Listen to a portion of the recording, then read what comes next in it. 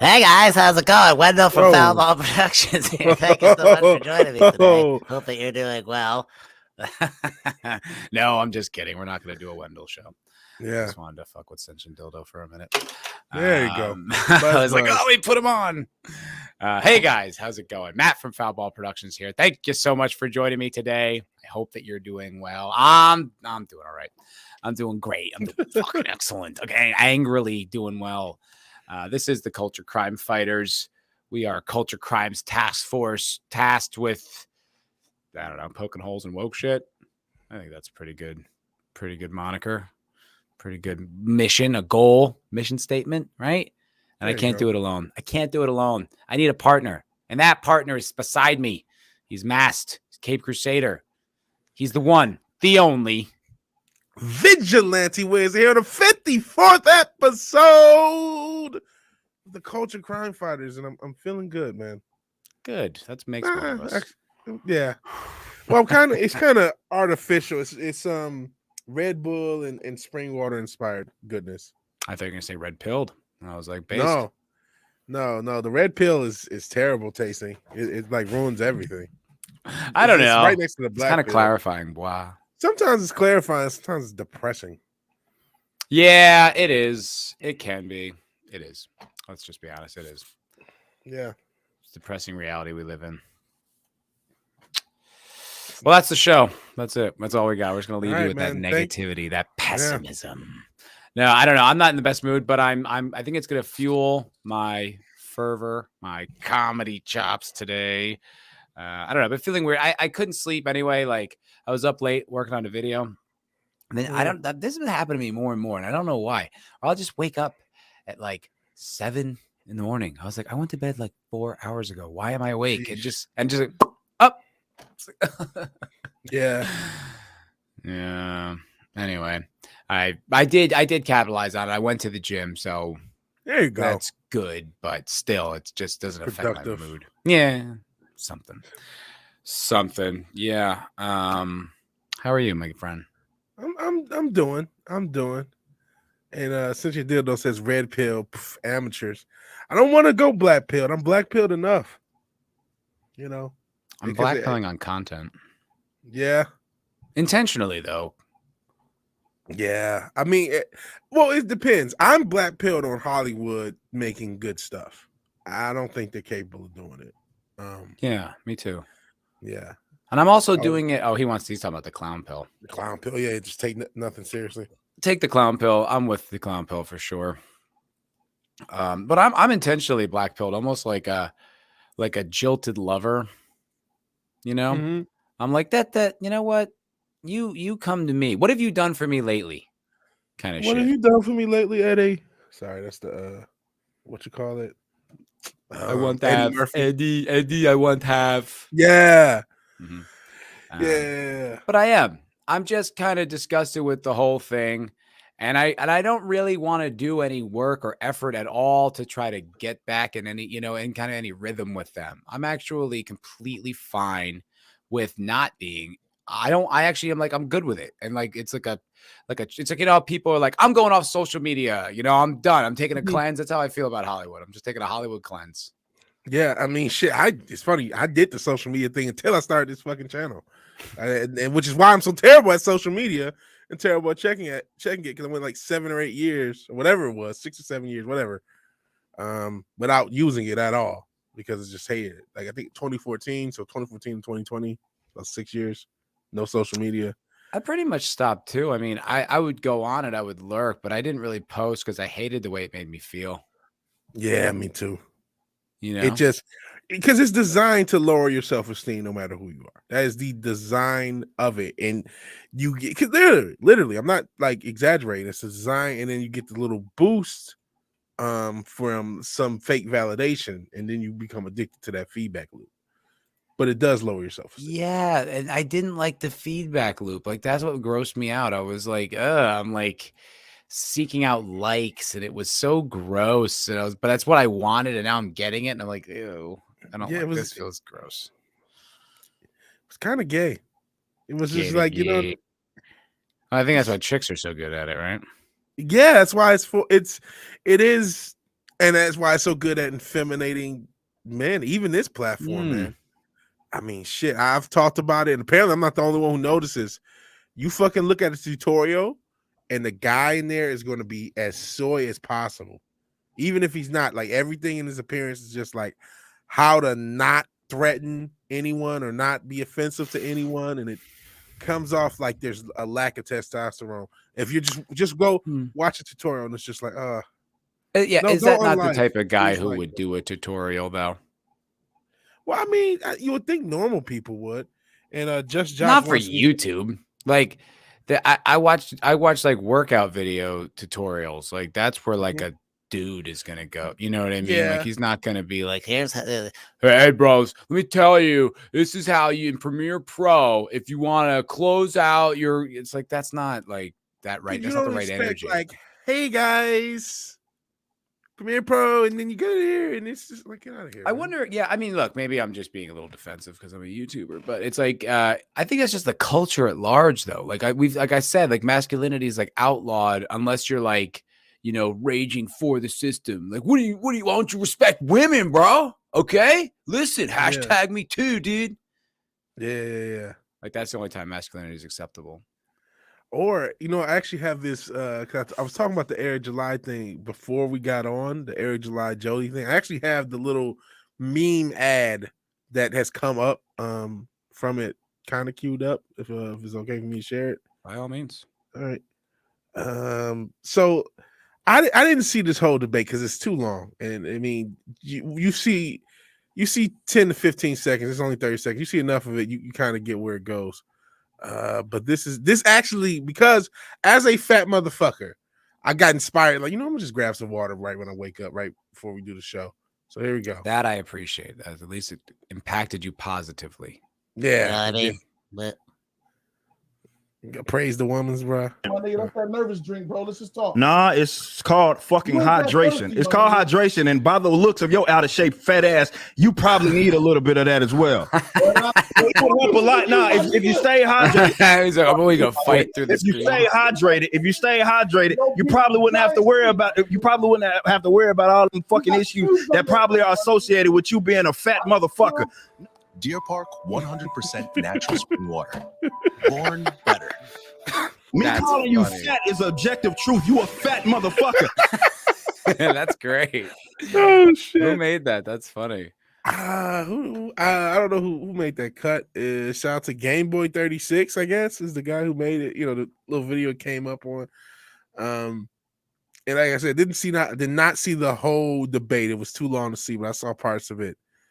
It was about the whole the Batman review that Ryan did, and he mentioned that you know, it looked like it was it looked like the white people were all evil, and the few non-whites were made to look good, which I think you can kind of debate if anyone was really made to look good in that movie, because everyone just looks like, because it is Gotham.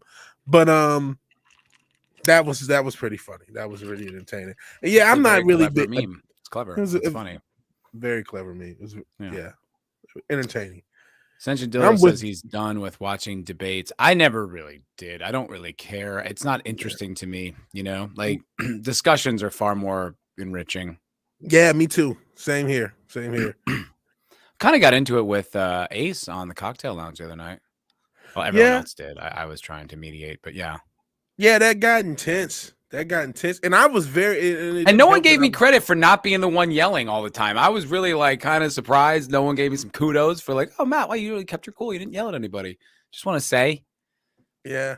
I'm just kidding. Well, I mean, I got a little confused, like, and then just like, okay, let me just kind of pipe down, because I didn't want to be with everyone else where it just became Ace versus everyone. And then I would ask a simple question. He was ready to take my head off. I'm like, listen, I'm trying to just understand Yeah. what's going on. No, he What's wasn't. happening? He wasn't doing a great job of not inviting antagonism. Yeah.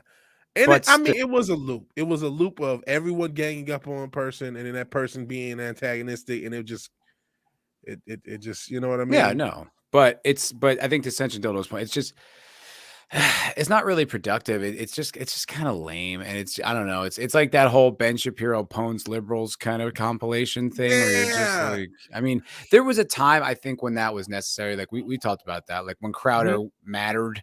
Like not say it doesn't matter, but like when Crowder was important. Like it was like there was no counter narrative, and so when he would go out there into like enemy territory and take these people on, like that was gangster.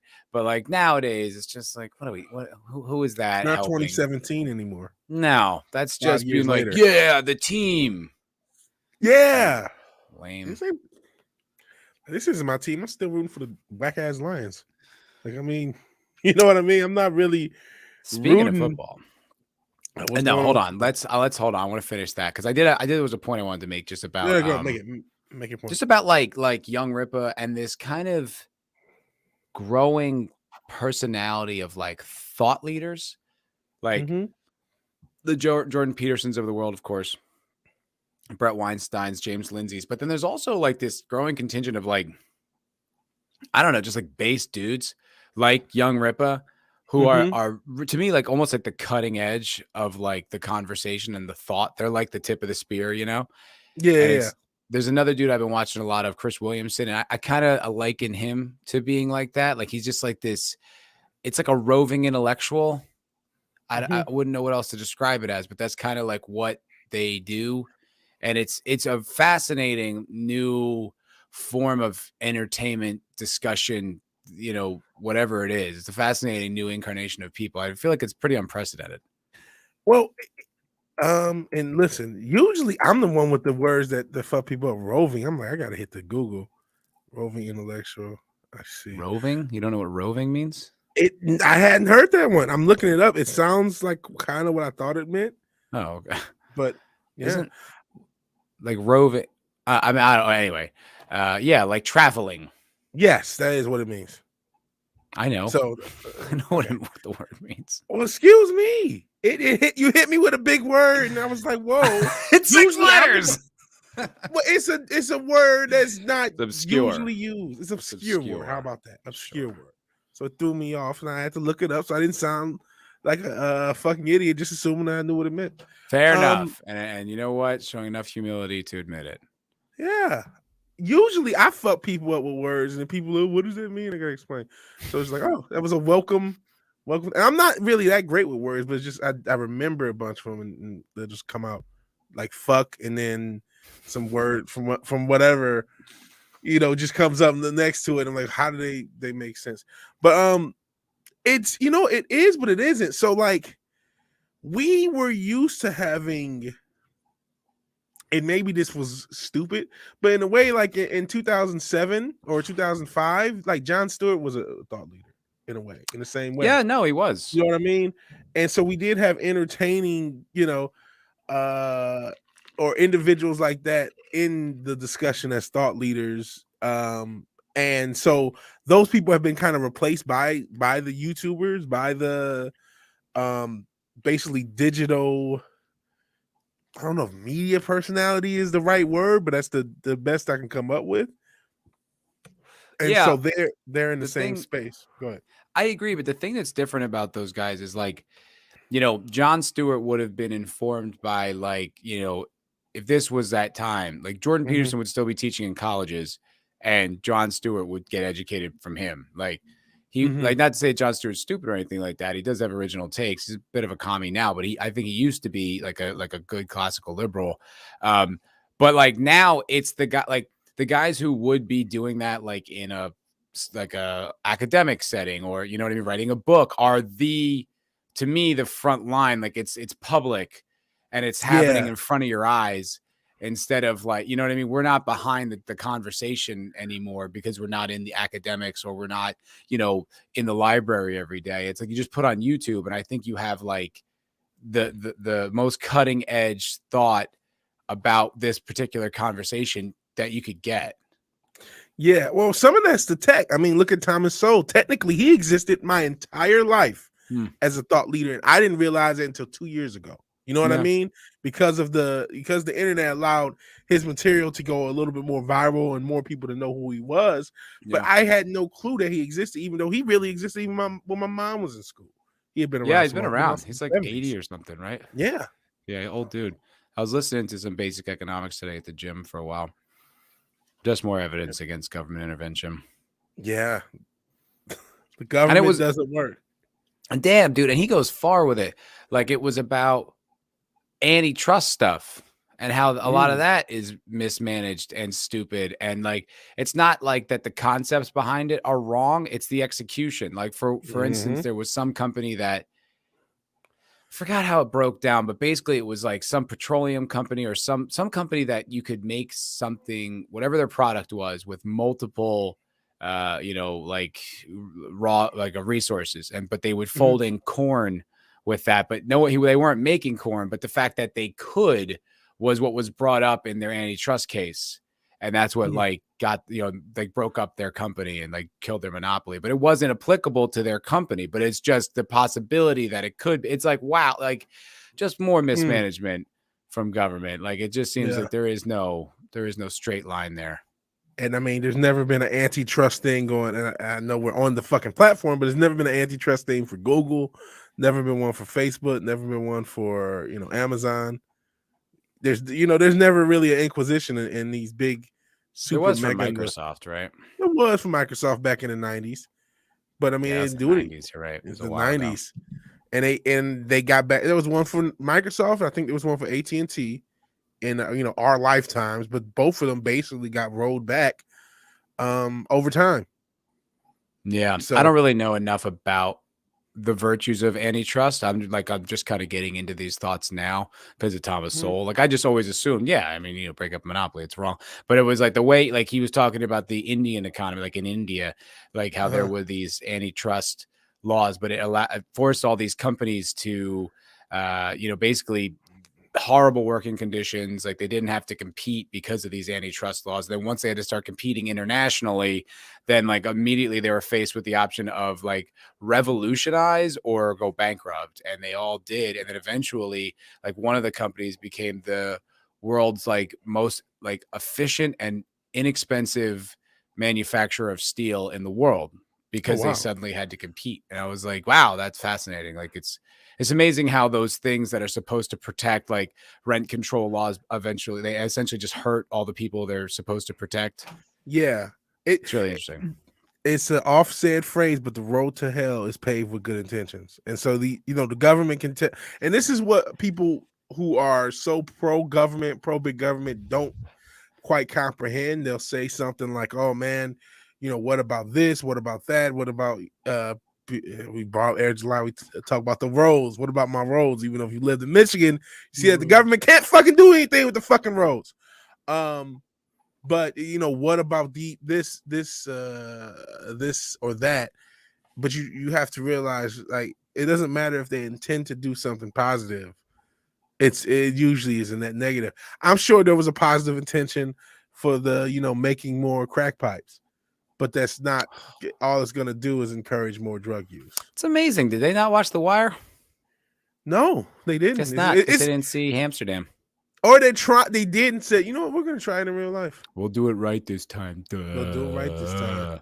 This time it'll work. Fucking. Yeah. No, it won't. No, it won't. But speaking of football, I had a celebrity encounter last night. Oh, man. Cool. What happened? Who was it?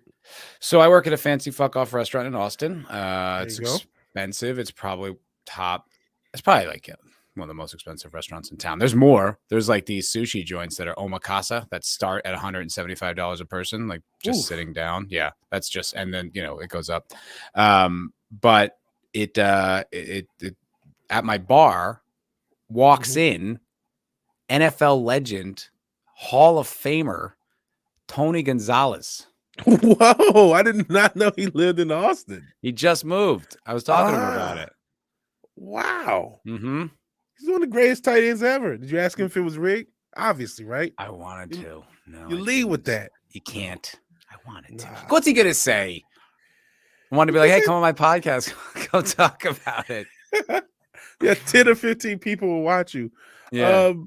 No, I mean, of course not, but it's still pretty fucking cool, man. He was one of the sweetest tight ends ever. Kansas City and Atlanta. Was he on that team that blew that lost lead, the or break. did he retire before then? I don't know. I just Yeah. mean, I remember him with like Trent Green, right? That was like, Yeah, I remember him yeah, in Kansas City. Yeah. yeah, ferocious, like one of the best ever. I was like, all the girls there were like, I don't watch football. I'm like, I mean, I know you don't watch football, but this guy is like the Tom Brady of his position. Like he's one of the greatest Yeah. ever done. All the girls didn't give a shit. I was like, this is amazing. I was like, wow. I just assumed naturally you'd gravitate towards such excellence.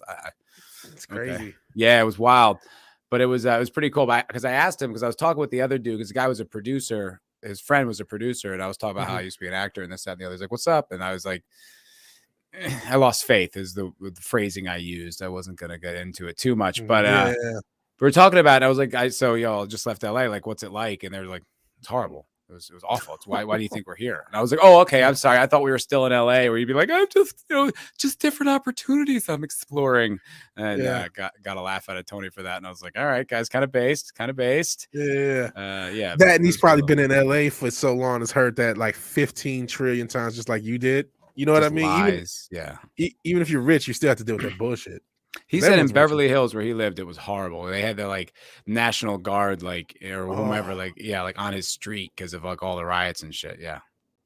Could you imagine being it sucks for normal people, and I'm not trying to say cry over being a millionaire, but imagine working. Being a millionaire takes a lifelong work. Tony Gonzalez busted in his ass for 30 some odd years, worked hard, was an NFL player, buys a home in the hills, Beverly Hills, thinking he's gonna live the life of luxury. And it's like, no, you basically moved to a very expensive Detroit. And I love Detroit, but it's like, that would suck. That would hurt. That would really, really suck. And I think that was the impression I got from both those guys. Like they were both, they're both like, this is ridiculous, and like, I don't, Tony Gonzalez, I guess he's Latino, and the other dude was black, and you could still tell that they were just, named Gonzalez is good Latino. Well, yeah, but I mean, he might be mixed race. I don't know. Could be. Yeah. I try not to judge people like that, Vigilante. Excuse me. Racially sensitive lefty man. Go ahead. But the other dude was black too, and they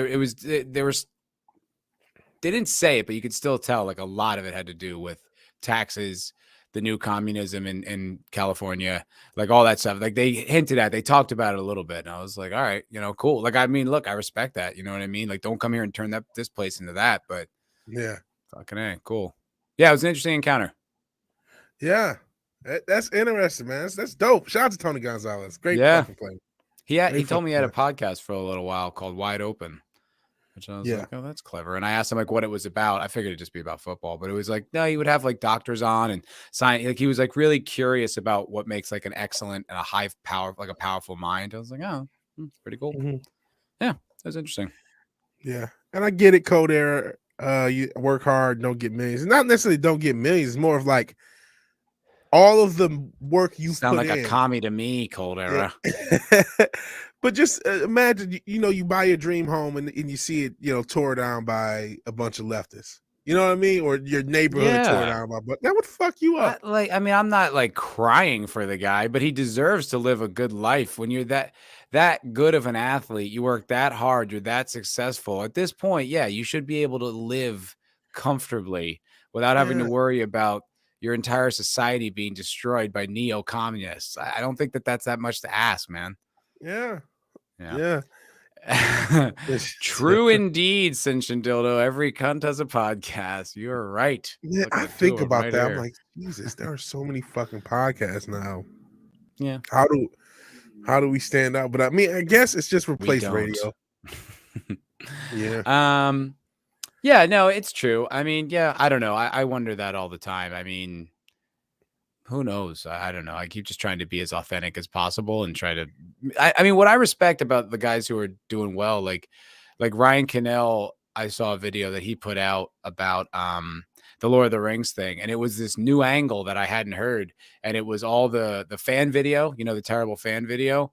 Well, apparently in every region of the country of the world, like one in like Germany, and they had one in, wherever, like, and they were the same tenor, like cast the same way and like had like similar jokes. And then he found that like the one that we saw, they had like multiple takes on the same joke. That's how much they loved it. And it was just like, oh, fuck, ugh. But also, it was like, yeah, good work as a YouTuber, very good work, Yeah. So respect. Yeah. And I mean, you know what? It lives in California. Before like 4 or 5 years ago, I didn't know California was what it was. You know what I mean? I had thought of California. At one point, I wanted to live in California in LA. It was just, the land of dreams and shit. You know what I mean? Sunny. It never rains in sunny California, Southern California. And it was like beautiful. I didn't know it was just a fucking wasteland. And if you're a guy like that, the town, it just opens up for you. Yeah. You have all this access. You're mingling with some of the hottest chicks on the planet. You get to go to cool places and hang out with like Joaquin Phoenix. Like there's perks for sure. It's just that it seems like all the cost outweighs the perks at this point. Yeah. And it's like, yeah, I didn't know that when I moved there. I didn't know it was going to be this dystopia. I thought, I don't know. I didn't know what I thought. I don't think we all thought about this that much 10 years ago, did we? No. I didn't. I did not.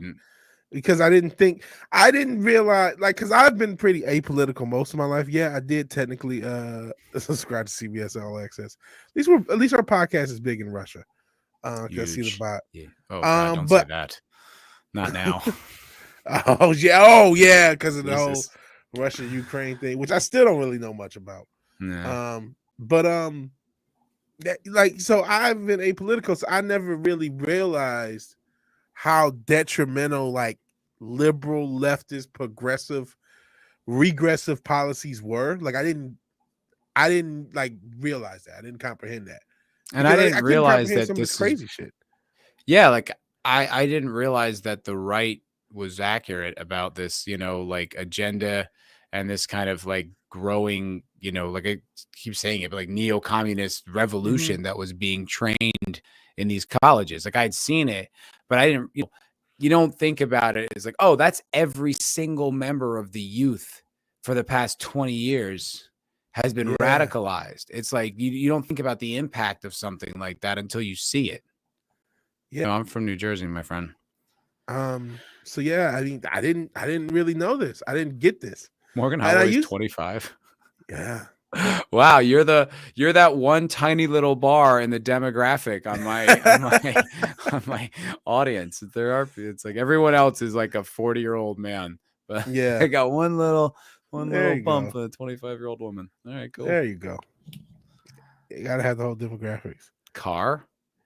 Let me say car. Why? Do Jersey people say car weird? Maybe he's expecting a car. Like car? Yeah, Boston's a car. I'm not from Boston. No. Car. Whole other place. Keely's 38. Yeah, I mean this is that's my 30, demo. 40, yeah, 30 40-year-old man. Yeah. But yeah, so speaking of some of that woke nonsense, I made a video about this morning, doing great at about 25 views. Really climbing the charts.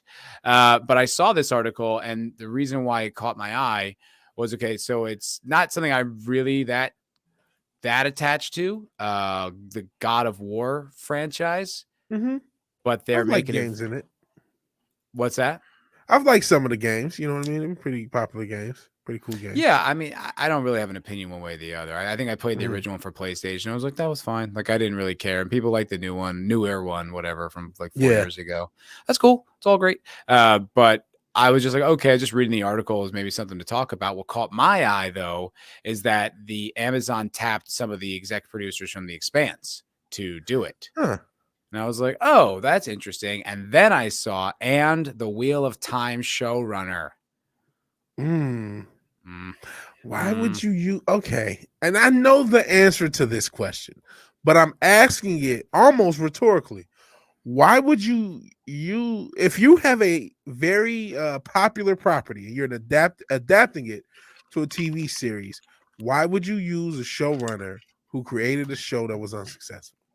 Well, now that's where you get into how do you measure success?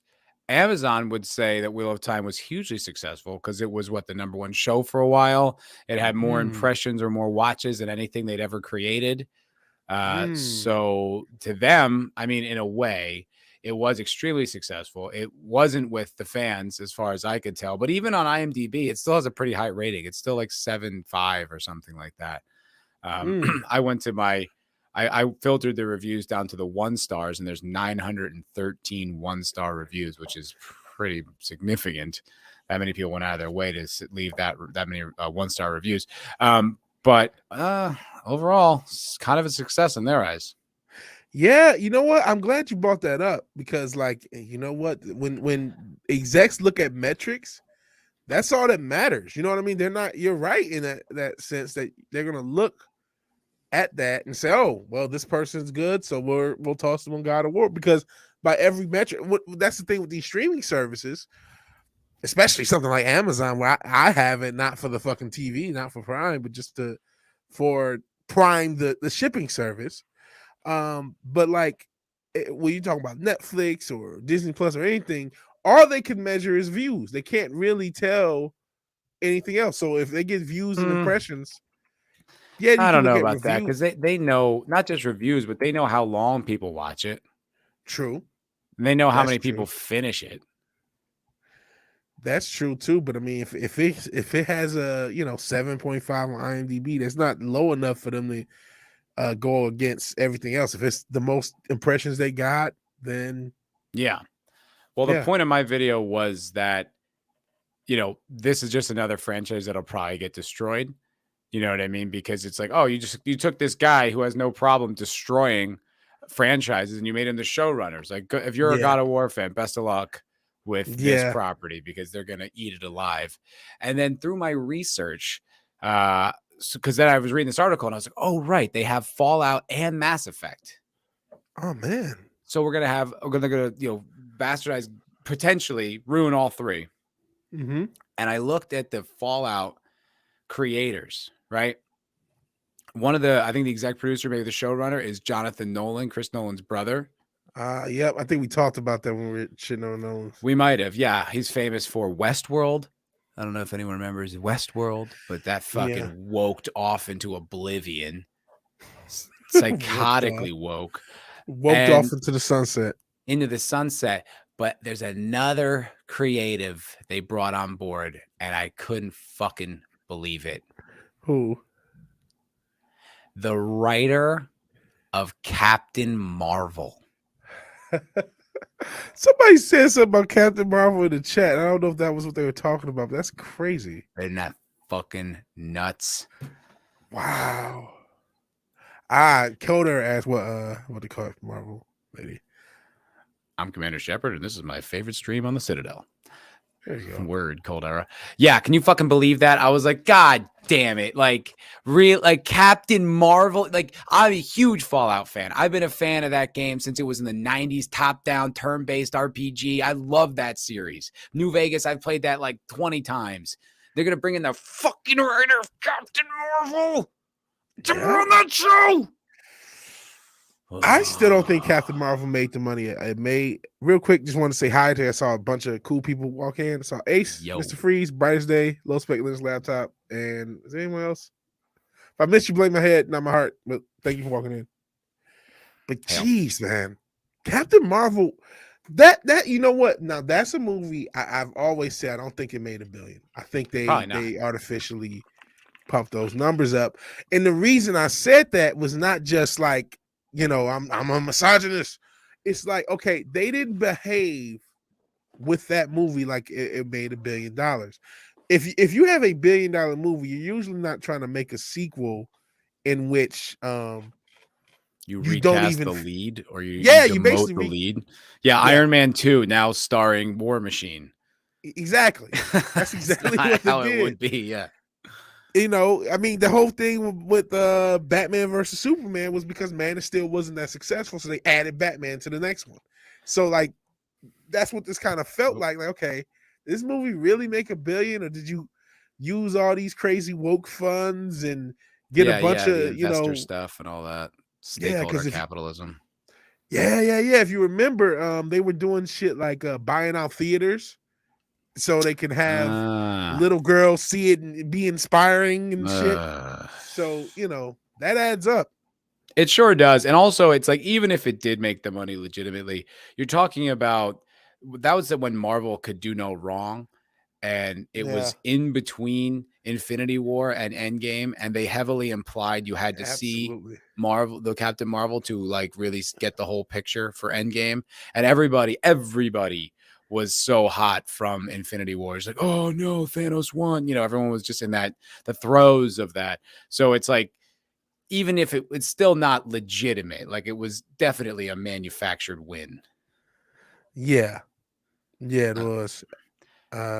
Ascension Dildo says Jonathan is a more talented brother. His wifey made the Westworld woke, although being in Hollywood, I'm sure he's fine with it.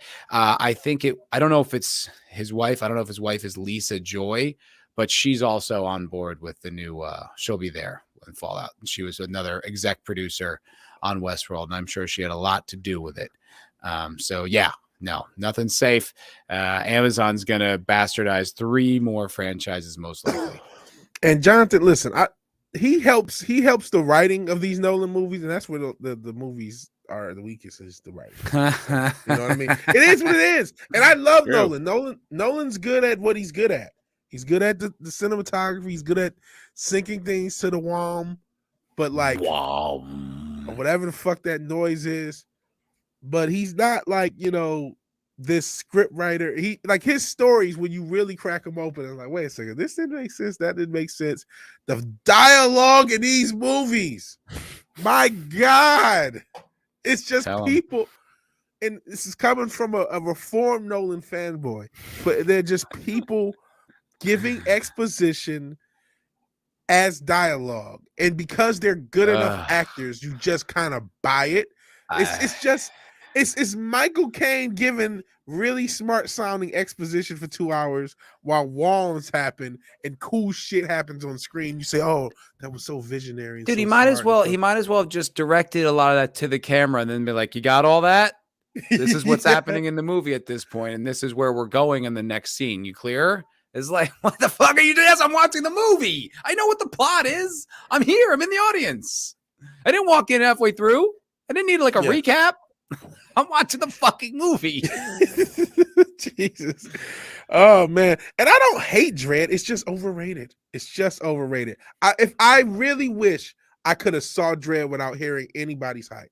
I really wish I could have just turned it on to Netflix one day and said, oh, yeah, that was pretty good, and have been able to enjoy it. But when I hear, oh, my God, Dredd is better than sex, it's like it was a movie that movie stuff happened, but the tone was inconsistent. Hey, I'll take that dialogue over Nolan's exposition any goddamn day of the week. Don't get me wrong. And at least it told a concise story, but it was overrated to me. Oh, so good. So good. Disagree with your take wholeheartedly, but I love that you have that take because no one else does. Yeah, I don't know. I don't know what's wrong with everything. And there are some good lines in the Dark Knight trilogy, just like one-off lines. Some men want to watch the world burn. All garbage. I mean, I'm not going to sit here and tell you I didn't sit in the theater and watch that second one, and I was totally enthralled. Like, that second one was really good. That scene in like when the truck gets caught up in the wire and just goes, yes, bow, like that was so intense, and Heath Ledger's Joker was just mesmerizing. But once you took that out of it, once you were over like the wow factor, that movie is stupid. It's dumb. It doesn't make any sense. Like, it's all the things you have to like excuse. Like, I this isn't my criticism, but I saw it in pitch meeting and I was like, yeah, perfect point. Why did that work? When they drive the school bus out of the bank and then just go into the other line of school buses, like, why wouldn't every other school bus like screech to a halt and be like, did that just burst out of a building? Like, no one in this crowded street noticed that happen. They're just like, well, I mean, it's a bus. He must know what he's doing. Like, what the fuck? It was a school trip to the bank. You just happened to be inside the fucking bank. Like, get the fuck out of here. No, it didn't happen. And that's what kills me about this sense. And so many things don't make sense. I can't wait until everyone's seen the latest one. I can just talk shit about the major plot holes. And hell, Zax, speaking of plot holes, not just a plug, but a plug. He has a video because he has a channel. He has a video on the Batman. It's spoiler filled. But if you saw the Batman, I'd suggest you checking out Zax's video on theories on why it fell the fuck apart. I gotta check out Zax's channel. I have to be honest, I have not, and it's not because I don't love you, Zax. It's just that there's a lot of people with channels, and I forgot that you had one. Yeah. Yeah. I will check it out, my dude. Yeah, I got to do a review on the Batman. I did a stream. I got to do a review. I got to toss a review out as quickly Definitely as I got can. it. Yeah, I think that's terrific.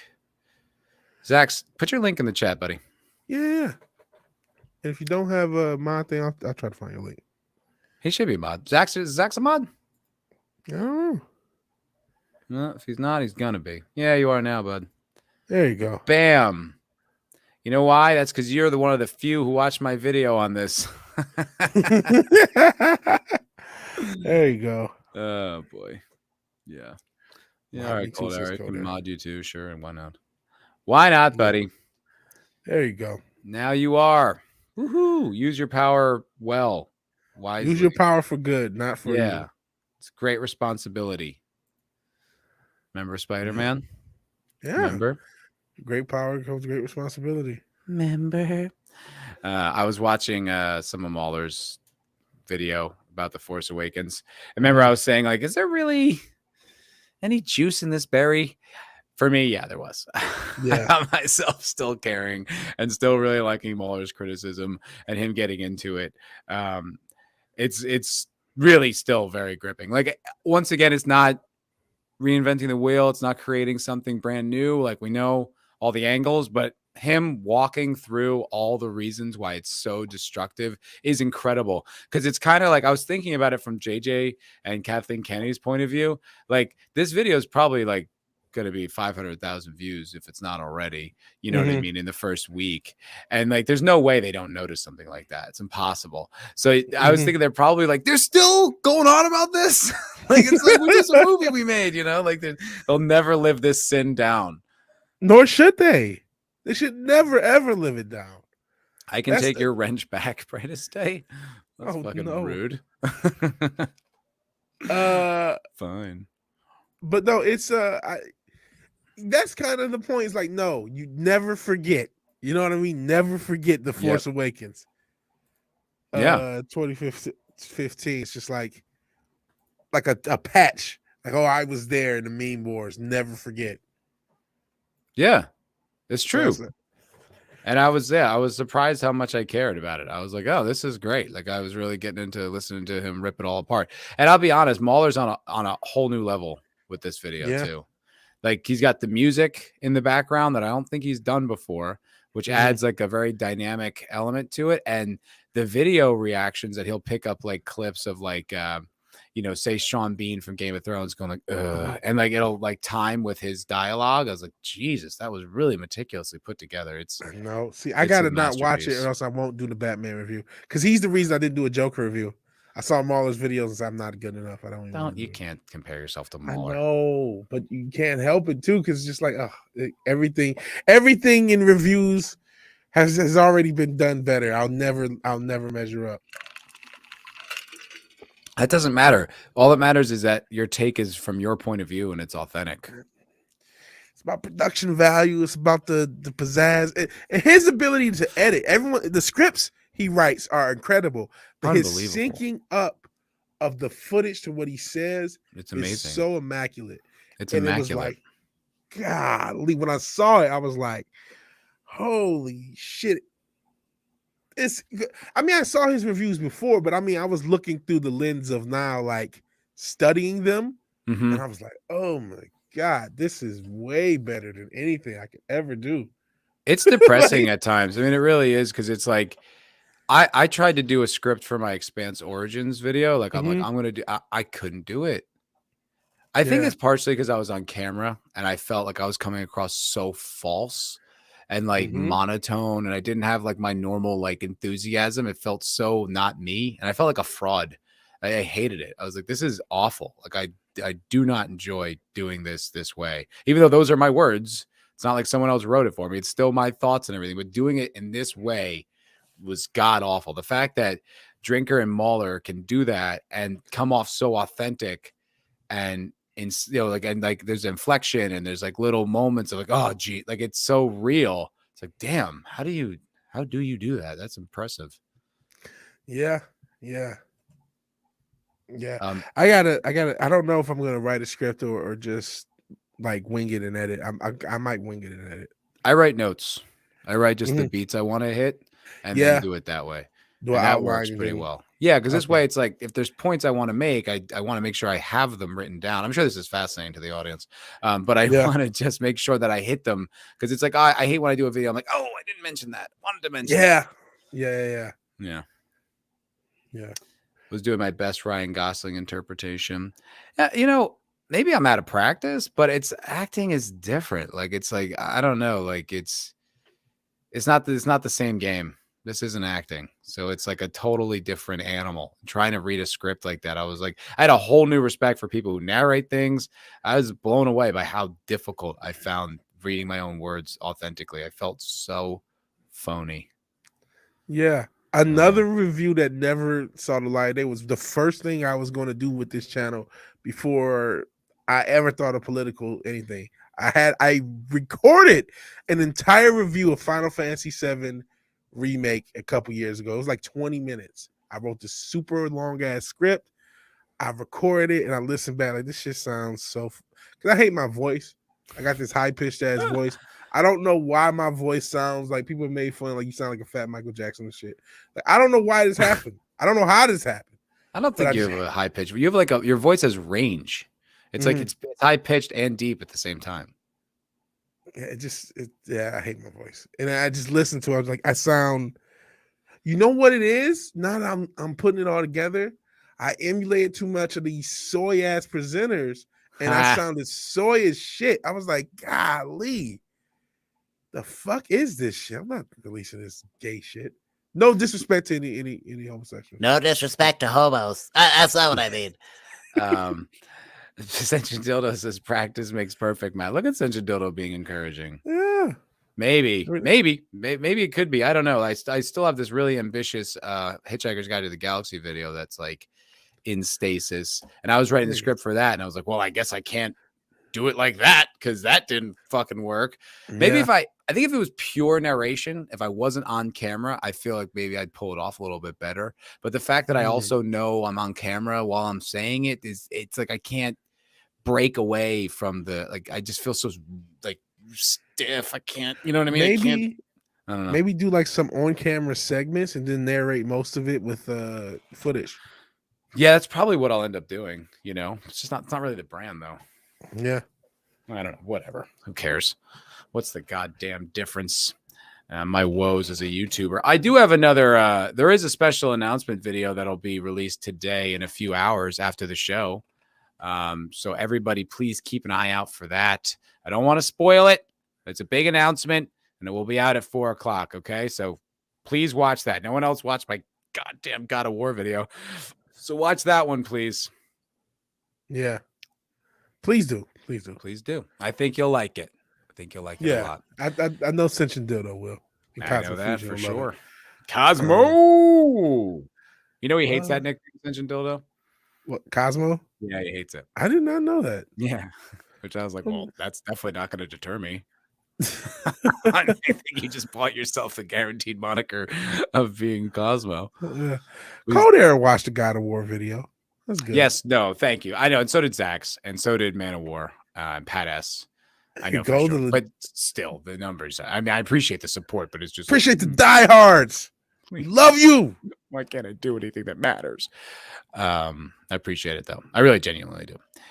Yeah, because of course I know. That's why I'm using it. Got it. Well, cosmic fusion. 4 syllables. Too many. I gotta call you something more concise. Cosmo works. I didn't know you had it. Works. I have a story for you, Vigilante. This is for you because I thought you'd like it. You probably have already seen this. I don't know if I can. I think I can probably show this. It's on YouTube. Why can't I show it? It's pretty funny. So I don't know if you know this, but there is a war in Ukraine right now. Russia. No. Yeah, Russia's invaded Ukraine. I guess they're trying to annex them. There was I saw someone posted like a 30-minute video on exactly why Russia wanted Ukraine. And I started watching it, but it was like the middle of the night. And I was like, I'm tired. This is not happening right now. And I've been meaning to go back and watch it because I am curious because I genuinely don't understand it. But it does seem like it's a humanitarian crisis, and like last week with the actress, other people are stepping up to end this crisis, and I applaud their efforts. I think it's everyone's duty to do their part, and I guess some French feminists found their angle. Okay, I did not see this. I did not see this. Here we go. Did you see?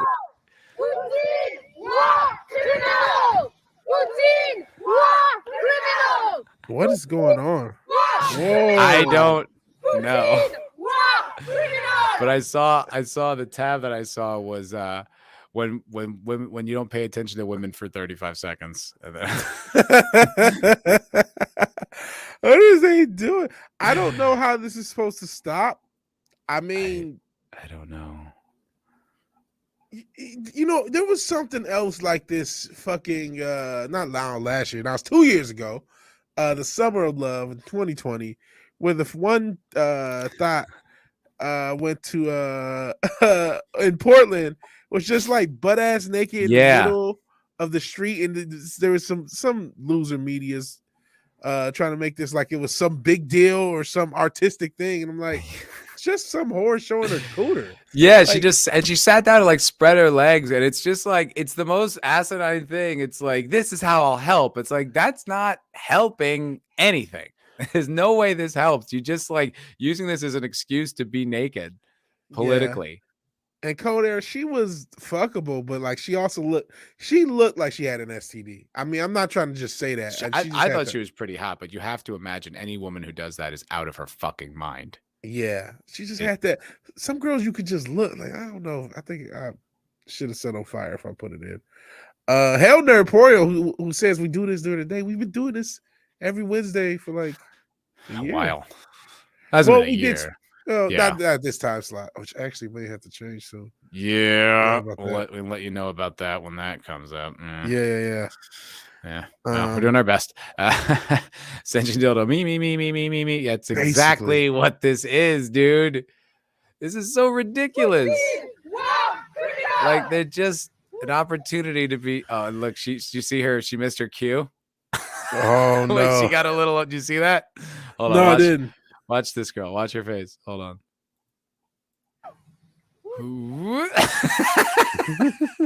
She's gonna. Oh, good. It's not my turn to do it when I'm out of sync. What is this? What is going on? French bitches need attention. What is the point of this? What are feminists against war? These are feminists.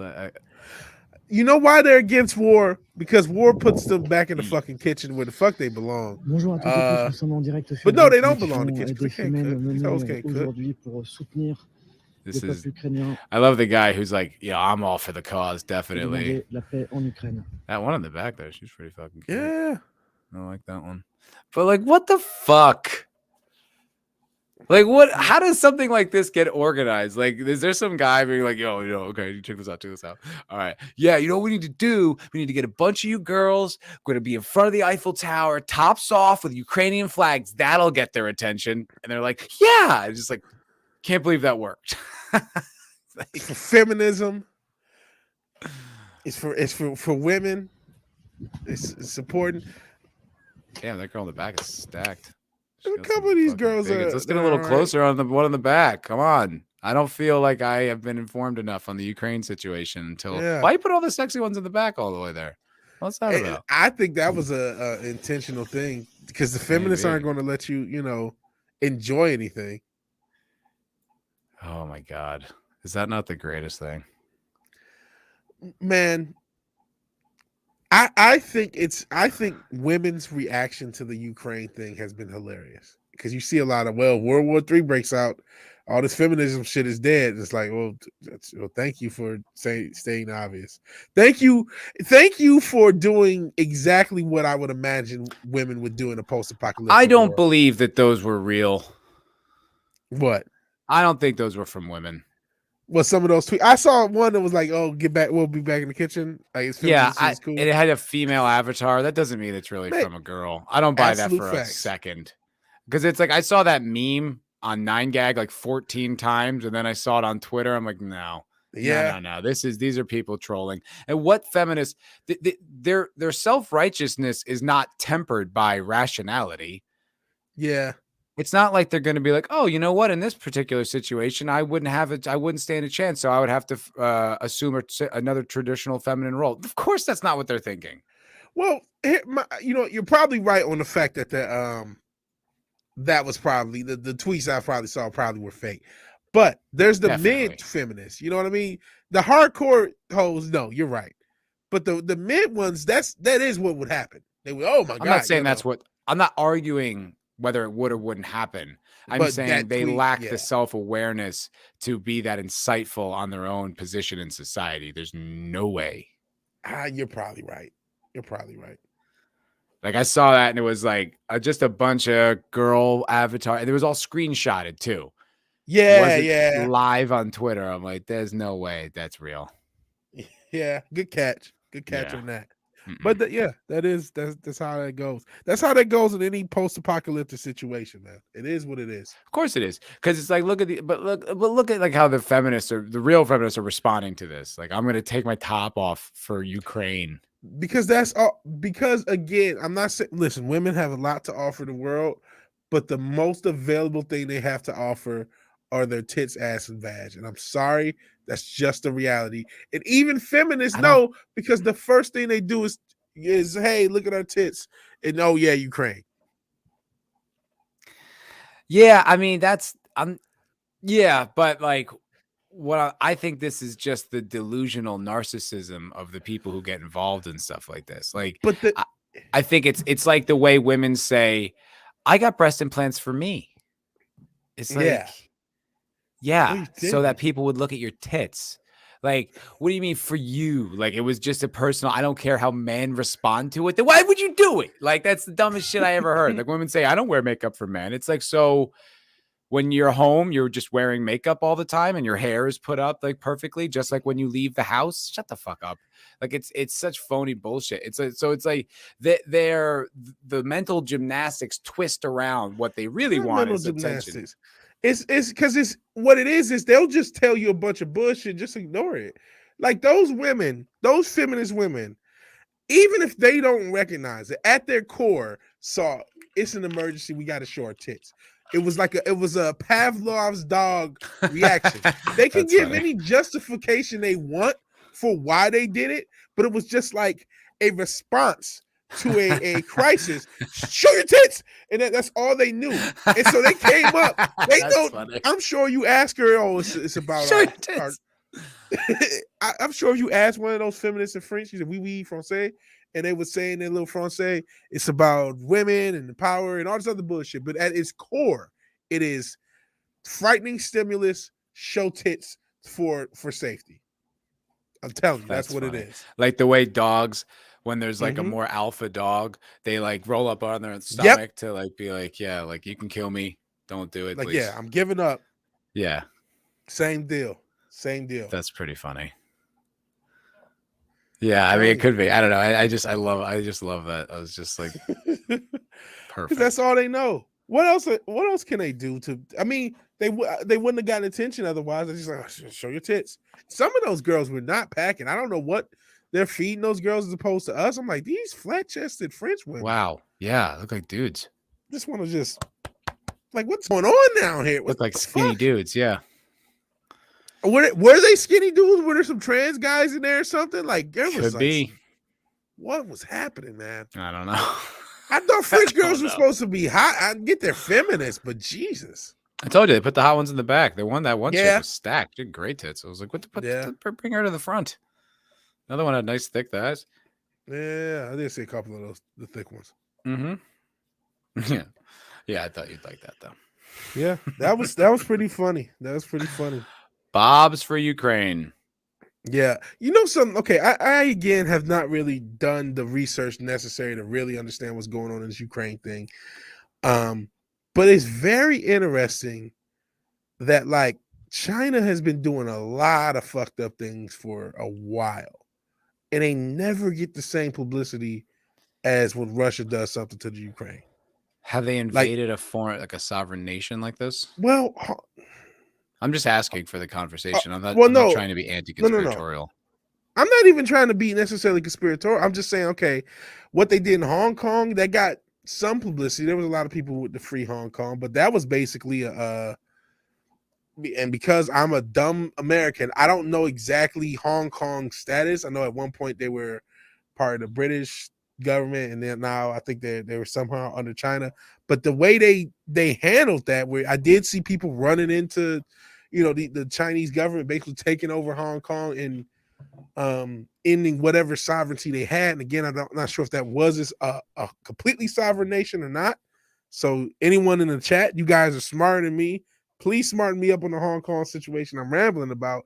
But that didn't look too cool. That didn't look like something that you should have just ignored or went over. And Sure. the whole Taiwan thing, that there's rumors that they may indeed invade Taiwan. So that that it's like, okay, China doesn't seem, and listen, those rumors don't get as much pub as the shit that happened with Ukraine, because even before Ukraine was getting invaded, it seemed like that was where it was headed. John Cena, denying Taiwan status as a country. We joke about it, but it was a real thing, and it was a real reason behind it, because China didn't want to acknowledge Taiwan as a sovereign nation. So it's just like, I'm not saying that these are apples to apples. I honestly don't know. I'm as much asking as anything, but it does seem like we should pay them some attention. We should say, there should be some sort of humanitarian feel about this. There's an angle on it that I think, could be narrative based. I mean, think about when Trump was in office, right? Mm-hmm. What'd you hear? Russia, Russia, Russia, Russia, Russia. And he's like, China, China, China, China, China. And like the right's like, China's bad. And the left's like, no, it's Russia, it's Russia. And then, suddenly this Russian invasion happens. I don't know enough. Mm-hmm. I don't have enough insight here but one thing I will say is that James Lindsay, whom I often reference because I think he's awesome, said weeks ago that this was a smokescreen so that the World Economic Forum could push their green initiatives. And now you're looking at gas prices like exploding. $4 here in Texas, which is low for the world and the country, but that's almost double what it was like, a few months ago. Same here. So it's like $4. No, here. It's the world over. And in Europe, it's like, forget about it. It's insane. Oh yeah, they're fucked. $10 a liter or some shit. Like some crazy. Fucking Christ. But it's like, you think about that, you think about like what he's saying, and now it's like, well, our first energy issue is right in front of us. It's like, could be. I don't know. Well, you know what? I was just watching, I mentioned Ripper earlier, but I was watching a young Ripper video. We was talking about even Elon Musk said we need to up the U.S. production of gas because they shut down the pipeline. Biden did, and there's the production of U.S. based energy is all because of the climate. Oh, how's my climate? So we're not doing it as much as we should. So yeah, we could at least up our production of gas and oil, which should help us, independently. That's something we can do, and we really should do. I don't know if it's planned. Go ahead. Yeah, it's saying it's not planned. They'll just use the crisis to push their agenda.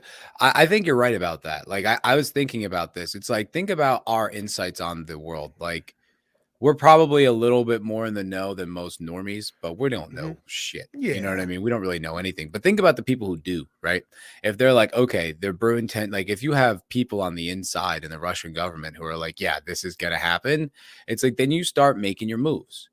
You know what I mean? You start planning for that eventuality. So maybe it's not like a conspiracy, but they're like, the second he does that, and who knows if they are manipulating things behind the scenes, pushing him and, like having people whisper in his ear, what a great idea, but like once it does happen, it's like they're there ready to, capitalize on it. Yeah. And I mean, listen, this has been in talks. Russia has been fucking with the Ukraine for a while. This isn't brand new. Yeah. Since Obama. Yeah. And so it's like, was like another war about this like 20 years ago, something like that, 30 years ago. Yeah, sorry, we're dumb Americans, so we don't know. But no, like, so yeah, this is something you almost have a contingency plan. So if this happens, if X happens, do Y? You know what I mean? That sort of thing. So I know I'm a major conspiracy theorist. or conspiracy confirmationists, as I like to say. But you're right. You don't necessarily need a wild conspiracy. It could just be simple as this is going to happen, so let's have a plan for it. Yeah, I mean, it makes as good a sense of any. Actually, makes more sense if you think about it, just because of how much like the predictive factors would come into play, right? If you're the type of person who schemes on a world level, you have to know these things. You have to know what's going to happen, what situations got a chance of boiling over, and how to make it the most advantageous to you and your agenda. Yeah, doesn't really seem that far fetched to me. Yeah, $7 a gallon out in for the Balkan guy. That's bad, man. You guys measure by the gallon in Croatia? Or did he just do the math? I'm not sure. Maybe he did. Well, because it's still, I think oil is still by the gallon in the barrel. on the world economic. I don't even know. Yeah. I don't know. See, clearly, I don't know what I'm talking about. Yeah. Just a stupid YouTuber. Yeah. Yeah, the whole Ukraine thing. I wish I really sat down and did my research that I should. Oh no, there are leaders there. I really wish I sat down and did my research like I should. And I'm not saying we shouldn't care about what's going on in Ukraine, or I don't feel for the Ukrainian people or whatever. I'm just saying, like, okay, if we shouldn't just be worried about Russia. We should be worried about China. I don't see why we can't worry about both. Like, why shouldn't we worry about both? Yeah, no.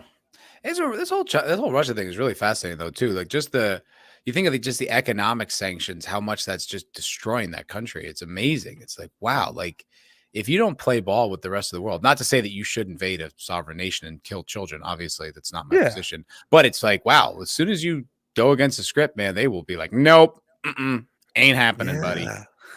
No, sir. We are not supporting this. Yeah. Okay. And I really wonder how this is going to. I wonder how this is going to play out.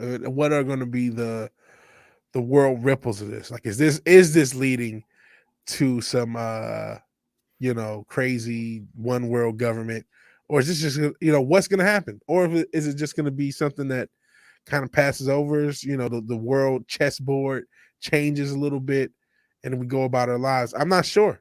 I don't know. I'm not sure. I have no clue. This is the one that the first time I'm like really kind of baffled in the past few years of like, I don't have a take at all. Like even like we think back on the coup thing. I was not skeptical, but I was sort of like, this is weird. And then, after like a month or two, you're like, okay, this is bullshit. But like at first I wasn't like definitely, you know what I mean? Like I was pretty much sure the BLM stuff was bullshit. Even the video of what's his name, George Floyd getting killed, I was still like, I don't know. It's too convenient. Like, it's just like, like almost every one of those, if you look into it, there was more to the story. And I'm like, this one seems like there isn't, but I'm like, how can that be the case? This is the exception. I don't know. Yeah. I know. The one that I saw through was the fucking, what was it? Luke at the end of Mandalorian. No, yeah, I did that. You did. No, but what was it? The one was in Louisville. The girl, say her name. Was it Breonna Taylor? Oh, Breonna Taylor, yeah. That one, I said, wait a second, it's something ain't right. Something's not. This doesn't work. And man, sheesh. If you want to talk conspiracy stuff, man, some of these killings, Trayvon Martin's was his dad's a Freemason? That's not me. That's not alleged. Yeah. Didn't know that. Yeah. Been some interesting information to know. That's not alleged. That's not me. And Vigilante loves his life. So if he doesn't wake up, it's only 7 people watching. So I don't think I'm in danger of being assassinated. But maybe that's why there's only 7 people watching, though. Maybe. I'm sorry. It's on your channel. That's all right. You know what? Hey, Snortapoopus. Good to see you. Hell, Snortapoopus. Hell. Hello. Now you got me worried. Should I tone back the conspiracy talk? Maybe that is holding me back. Now, I mean, look, I don't know. Like, we've speculated, like, what is YouTube like? Do they hold us back? This, that, and the other. I don't know. my impressions seem to be low at times, but then they're really high at others. I don't know if that's just how it goes. I'm picking the wrong topics. I can't say, but we do know the YouTube algorithm favors advertiser friendly content, and talking that Trayvon's father was a Freemason, that whole thing might have been a setup. Probably not what YouTube wants to lead with. Yeah. And they're pitching Tide to, you know what I mean? Like, this how many impressions you'll get on the type of content. Fair. Oh, and Morgan Holloway was talking about Hong Kong. Yeah, he says, not sure if this is addressed in chat already. Basically, Britain was renting out the land of Hong Kong for the last 99 years. Time simply ran out. I heard someone else said, or in the chat said that China was supposed to take over in 30 years. They just took over now, something like that. So yeah, maybe. Unfortunately, I don't know. I know nothing about geopolitics. Very little. Very, very little. Just what I hear. And I don't do a lot of research on. I mean, you know, the agenda stuff, I do a fair amount of research on. You know what I mean? Like the progressive policies and stuff like that. Like I've been listening to that book you recommended, Senshin Dildo, San Francisco. Not the best book. Like it's he lays out his points really well, but almost too well. Like it's so methodical that I'm like, could you get to the point, please? Like he runs through everything that everyone said and every piece of legislation, and then he gets to finally what the result is. But it's like it lacks the punch of like cynical theories where you're like, boom, that's what's going on. Like it's good, but it's like, ooh, boy, it's like a textbook, man. It's a little dry. Yeah. It's interesting though. It really is interesting because they're talking about like why so much of this homeless shit is rampant. And it's progressive policies again. It's these bad studies and bad conclusions and cherry picking results, and it's all about like this housing first mentality that they say if people get housing, then they get healthier. But like there's all these what do they call those? Like a placebo study or whatever. It's like the blinds that suggests it doesn't change shit. It's in fact it tends to be, you know, way more detrimental because now instead of like you dealing with the reality of like struggling, now you don't have to struggle. So it's like the drug addictions go way up and it's, you know, it's a whole mess. And the amount of money, because of course it's run by the government, the amount of money that goes into housing these people is astronomical. You can't believe the numbers when you hear per person how much it costs to house them. It's way more than just having an apartment because it's run by the government. Yeah. And man, that whole Section 8 thing is such a and I remember as a kid not understanding, but my mom, my stepdad never wanted to go on Section 8 ever. They were like, nope. Because the idea is Section 8 is low income housing. And then you have low income housing, but then you group it up together and you have a bunch of low income housing in one space. It tends to be not so good, especially again. Ghetto. Yeah, it's how to make any neighborhood into a ghetto instantaneously. Like ghetto did not come out of American culture. That term, you know what I mean? Like that's what they called the Warsaw ghettos during World War II. You know, it's like these just collections of people forced into these horrible conditions, and it creates more horrible conditions. It's pretty textbook. Yeah, and so yeah, and Code Holo. We will get into that. That is, you know, we can kind of segue. Oh, it's a trailer. Let's watch. I didn't know there was a trailer. Let's do that. I didn't either. I knew there was some Obi-Wan stuff. It's been kind of a drag. Yeah, it was like, oh, the world's ending. I don't know. What do you know? Yeah. I don't know anything. The world's gonna fall apart. And we don't know why. I mean, before we watch it, you were gonna tell me your thoughts. Well, it just came out. Oh wow! Just came out. Okay. You were going to tell me your thoughts about this whole thing to begin with. So, Obi-Wan? Yeah, because you were like mad about it. Yeah, this shit shouldn't exist. It shouldn't exist. It shouldn't be done. There was a part of me that absolutely wanted to see Ewan McGregor return as Obi-Wan. Actually, he was one of the bright spots of the prequel trilogy. I really liked his Obi-Wan.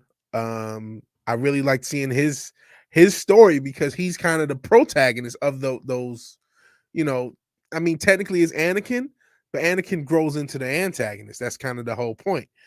So you see his progression, that bond they had and everything, and it falling apart. And you did want to see how he got from, you know, the Obi-Wan we left off at into the I'd hypothetically like to see it. I don't know. Yeah, it might be interesting. I would like to, in a perfect world, I would rather they never touch another piece of Star Wars ever again. Like, it's just so bastardized. Like watching what's his name's review, watching Mueller's review of the Force Awakens. It's like, God, like what they it's irreparable the damage they did. It's not going anywhere. It just keeps getting worse. It's like, I just want them to stop. Like, please stop. For the love of God, stop. And you fucking Star Wars simp, stop watching it. You're the one keeping the shit going. That's the problem. The problem with a lot of things is simps, but that's a whole nother can of worms that we don't have enough time for the rest of our lives to talk about. But this property, you really said it. Star Wars is dead. I wanted to see this in 2012, in 2011. Like, oh man, I wanted a movie. I wanted a Obi-Wan movie that was a in between cool, if that's a word. You know what I mean? A gap bridging movie. But I didn't want to see it bastardized. I didn't want to see him fight Vader when he wasn't supposed to. I didn't want to see all the BS that they're going to add in. Listen, Disney, outside of the evil damage that they've done to these properties, they also have this just like, consume product peasants. It's like, hey, we have a product and we know how to market it and we're going to put it out and we're going to member bury it and you are going to watch. And we were just talking about fucking Amazon and they're the loser showrunner from Wheel of Time, but all the metrics that they see on Wheel of Time are positive. So this showrunner is good. No, they're not, but it doesn't matter. And so they're going to get all the metrics they want out of Obi-Wan. They're getting all the metrics they want out of Star Wars. The Luke stuff got a bunch of people hyped. It even got a bunch of people hyped in the Boba Fett season when he came back then. It's just like mesmerizing. No. And I know it's like you say, it's like it's the Lions, and it's a great point. And the thing is, like, I think a lot of people are not really willing to take the position that I have, adopt the position that I have, which is fuck it all. Like, what are we doing? You know what I mean? Like the young Ripper point of view. Like, just let them have it. It doesn't matter. Yes. Just blow it all off.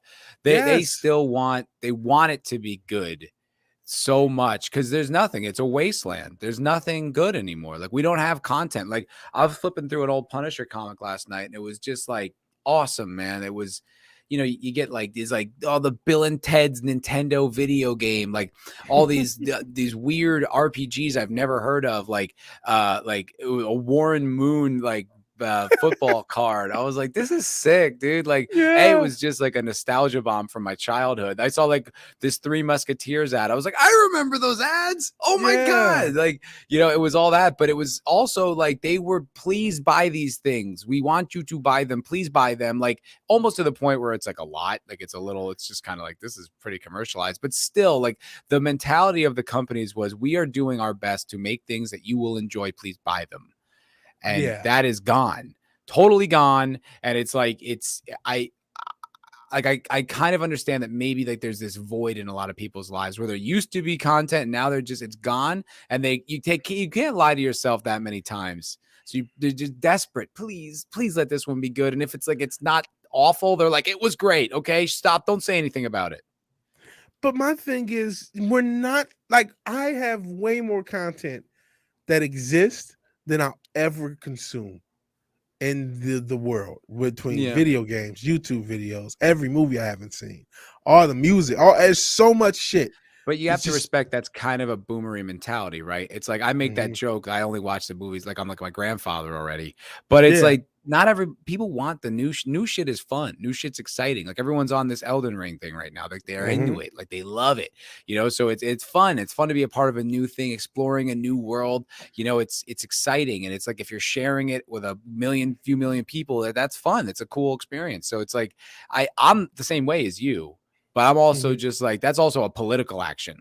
You know what I mean? I'm also just like, I'm actually not supporting anything you do, because like you have to work so much harder to get me back by principle. But it's like a lot of people, that's not what they're, they just want things to be good. They want the woke to go away, and they don't care to fight. It's like they want to enjoy.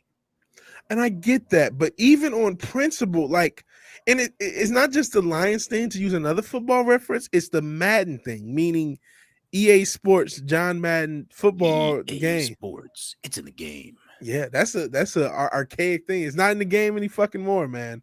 It's in the bullshit. And Yeah. they've made a terrible game or not updated a game for 5, 7, 8 years and keep using the same to the point where you can literally find older assets in the fucking game and people complain about it and people bitch about it and Yeah.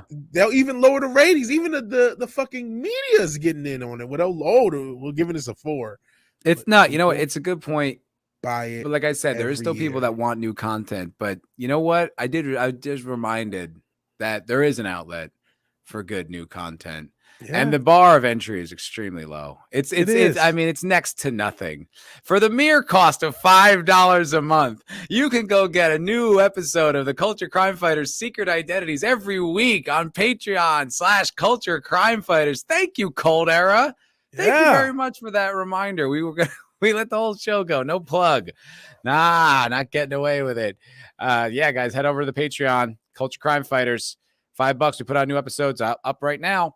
Movie Talk, which we're doing right now, but it was another episode of it. It was pretty good, I think, right? It was pretty good. Yeah. we talked pretty good. Yeah, please check it out. Listen, it's pretty much the cost of a single gallon of gas nowadays. Yeah. So please. And $5 for that $5, you get 14 episodes. Yeah, 14 and growing. I mean, that's nothing. That's pennies for each episode. You know, talk about value. Talk about cutting edge content for a low bar of entry. Head on over to the Patreon. Thank you, Cold Era. Thank you for the plug, buddy.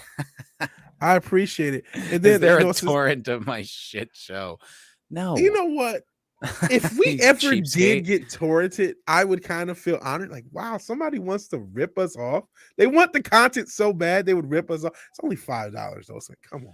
Look at Morgan Holloway.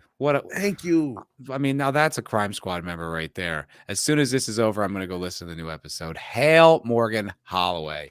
They're good episodes, right? It's good. It's worth listening to. It's worth the money. You get value for money. You will get more value for money than watching Disney Plus and the Obi-Wan show. Absolutely. I can guarantee it. I know Senshin Dildo's a fan. He's a fan.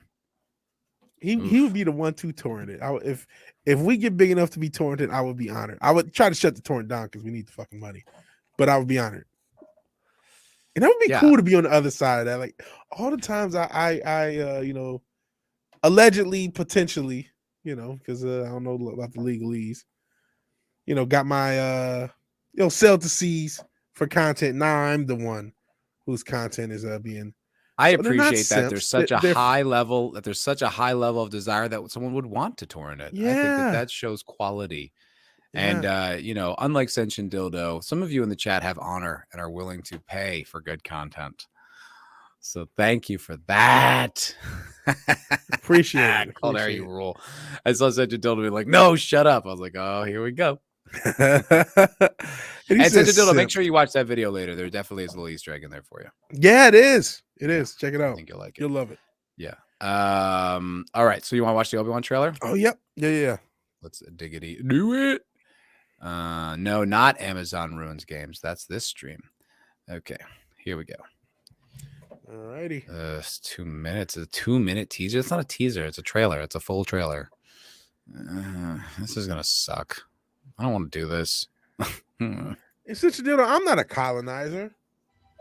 I am. Big time. Colonizing the internet. Taking it over.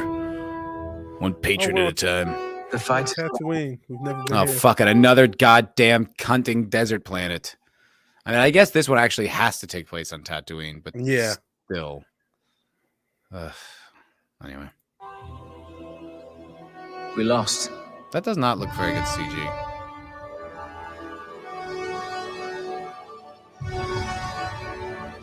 Nostalgia.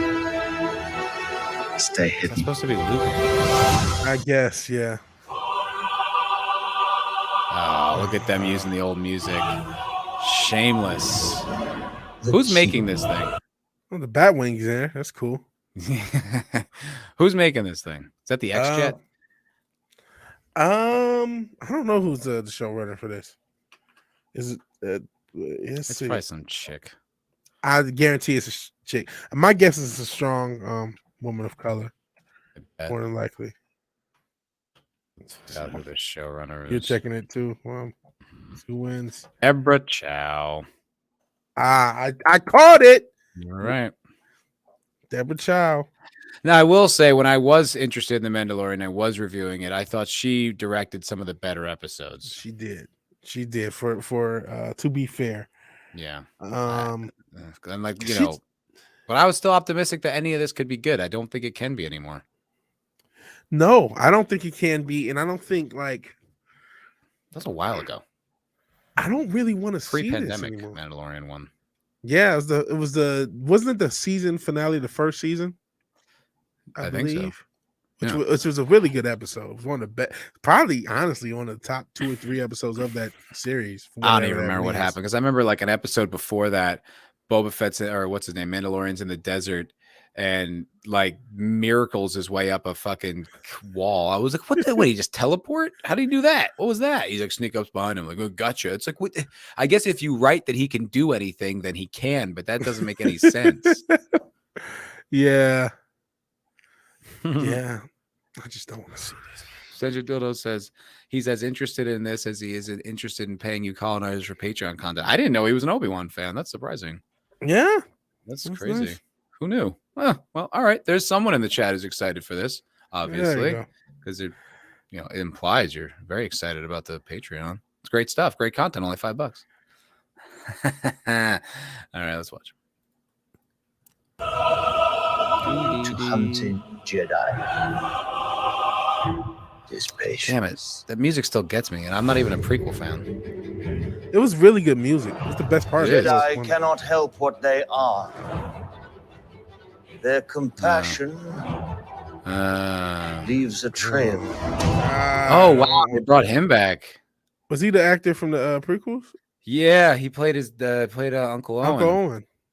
Wow. What's that guy, Sam Worthington? Is that him? No, that's not Sam Worthington. That's someone else. Yeah, that guy's a pretty big actor in his own right. But they got the strong woman of color. Man, check. I hate this. Like, okay, I love black women. You have to be racist. I love black women. I love them to pieces. I truly do. I'm not I love all women for what it's worth, but I do love black women. What? What? Well, this is a hell of a disclaimer. Since when? I love women. I talk my shit. It's tough love. You gotta get some tough love and direction and some criticism.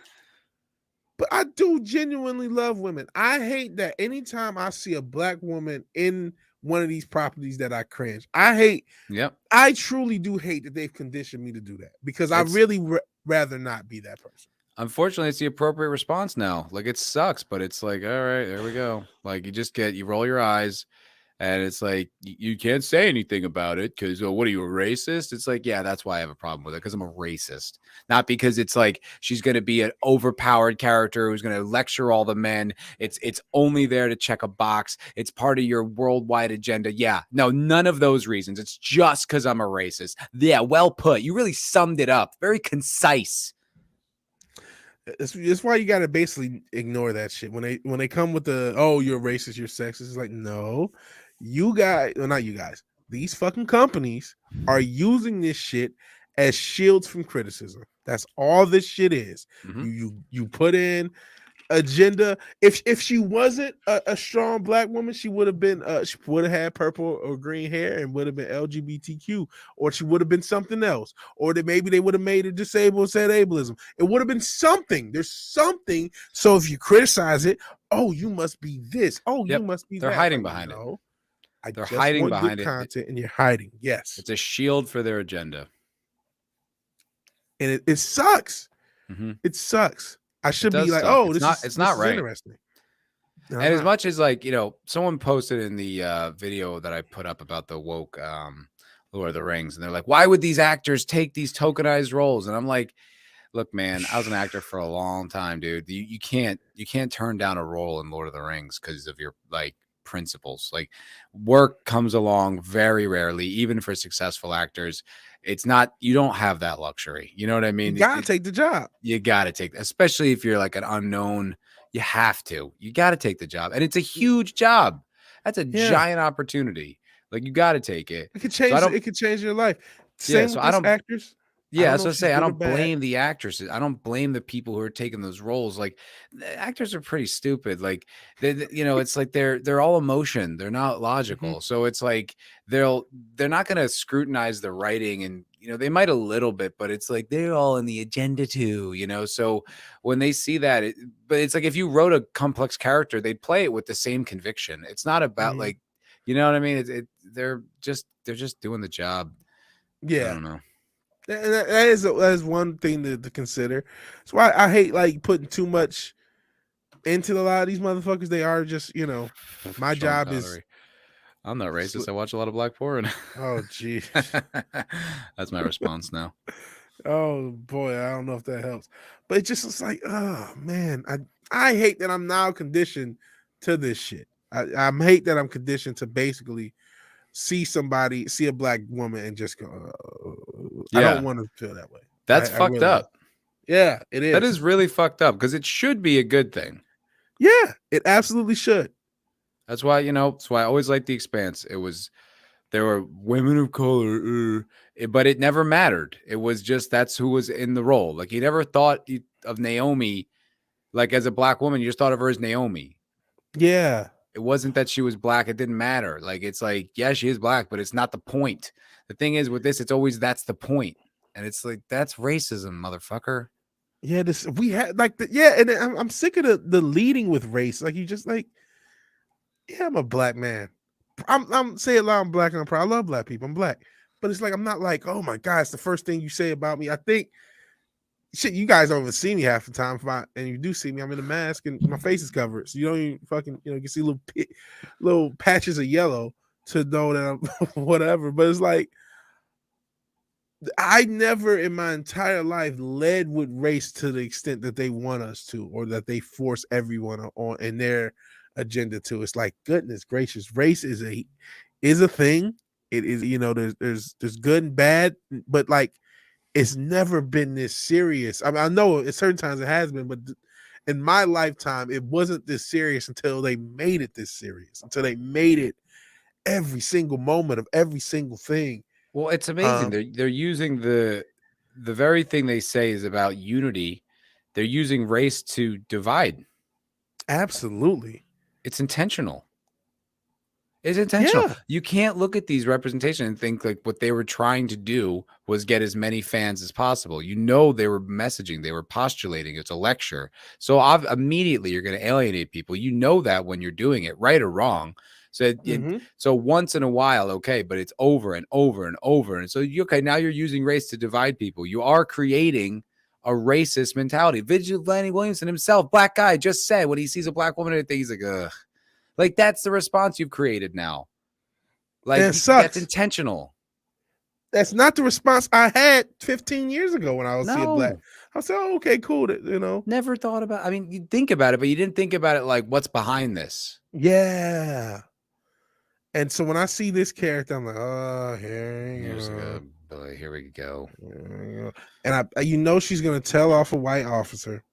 You know it. She's gonna emasculate as many white men as she can. She'll probably emasculate. She's so powerful. You can already tell. She the way they've already shot her and the way she's like in the crowd controlling things, and she's like this alone. It's just like a boy. And she might even be stronger than Vader. Yeah, right. Exactly. I'm sure that's what's coming up. And it's like, she's a lone, person. So it's like, her challenge is she's probably not even going to be a villain by the end. Yep.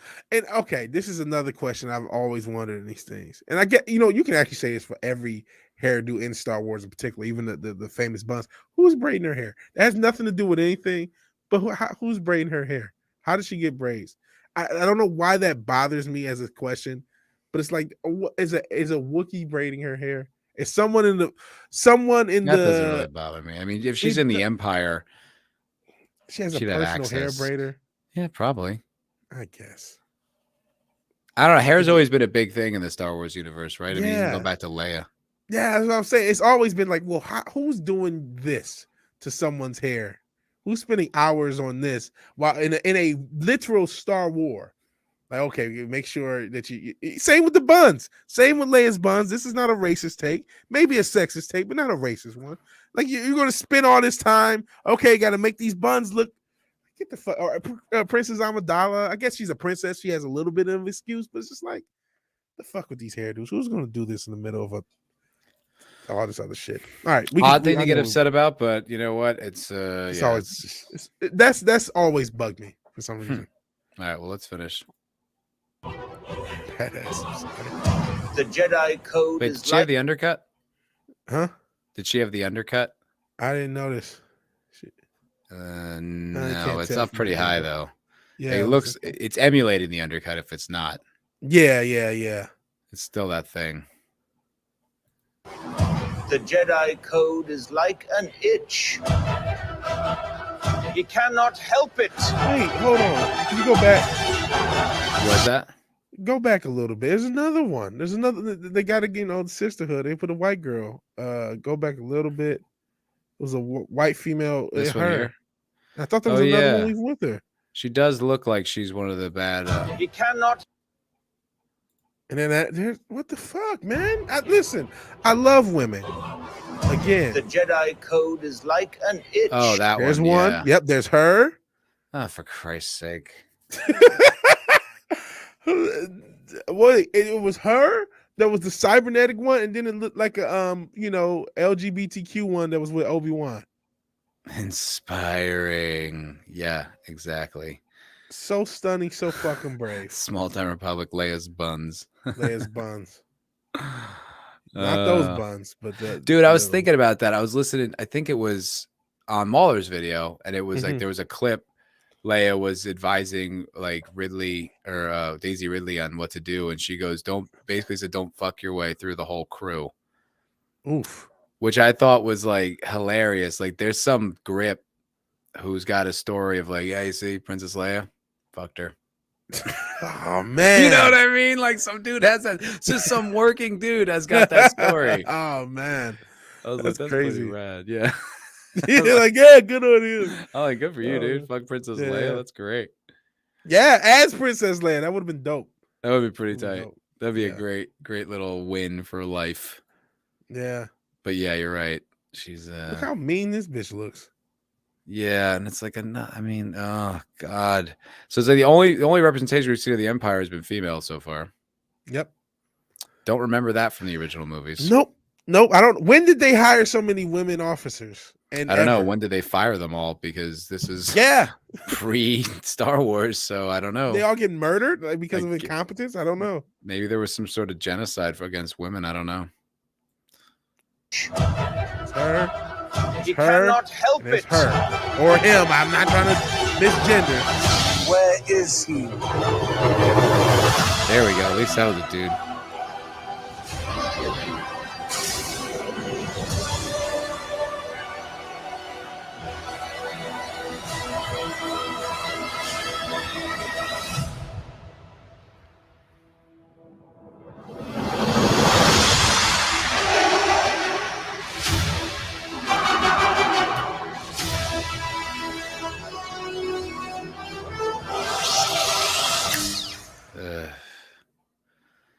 And they're starting May 25th, which was wasn't that the day it was released in 77? I'm surprised they didn't go with May the 4th, but maybe they realized, okay, that this is artificial. Hashtag Bosch bitch. Hashtag goals. Right?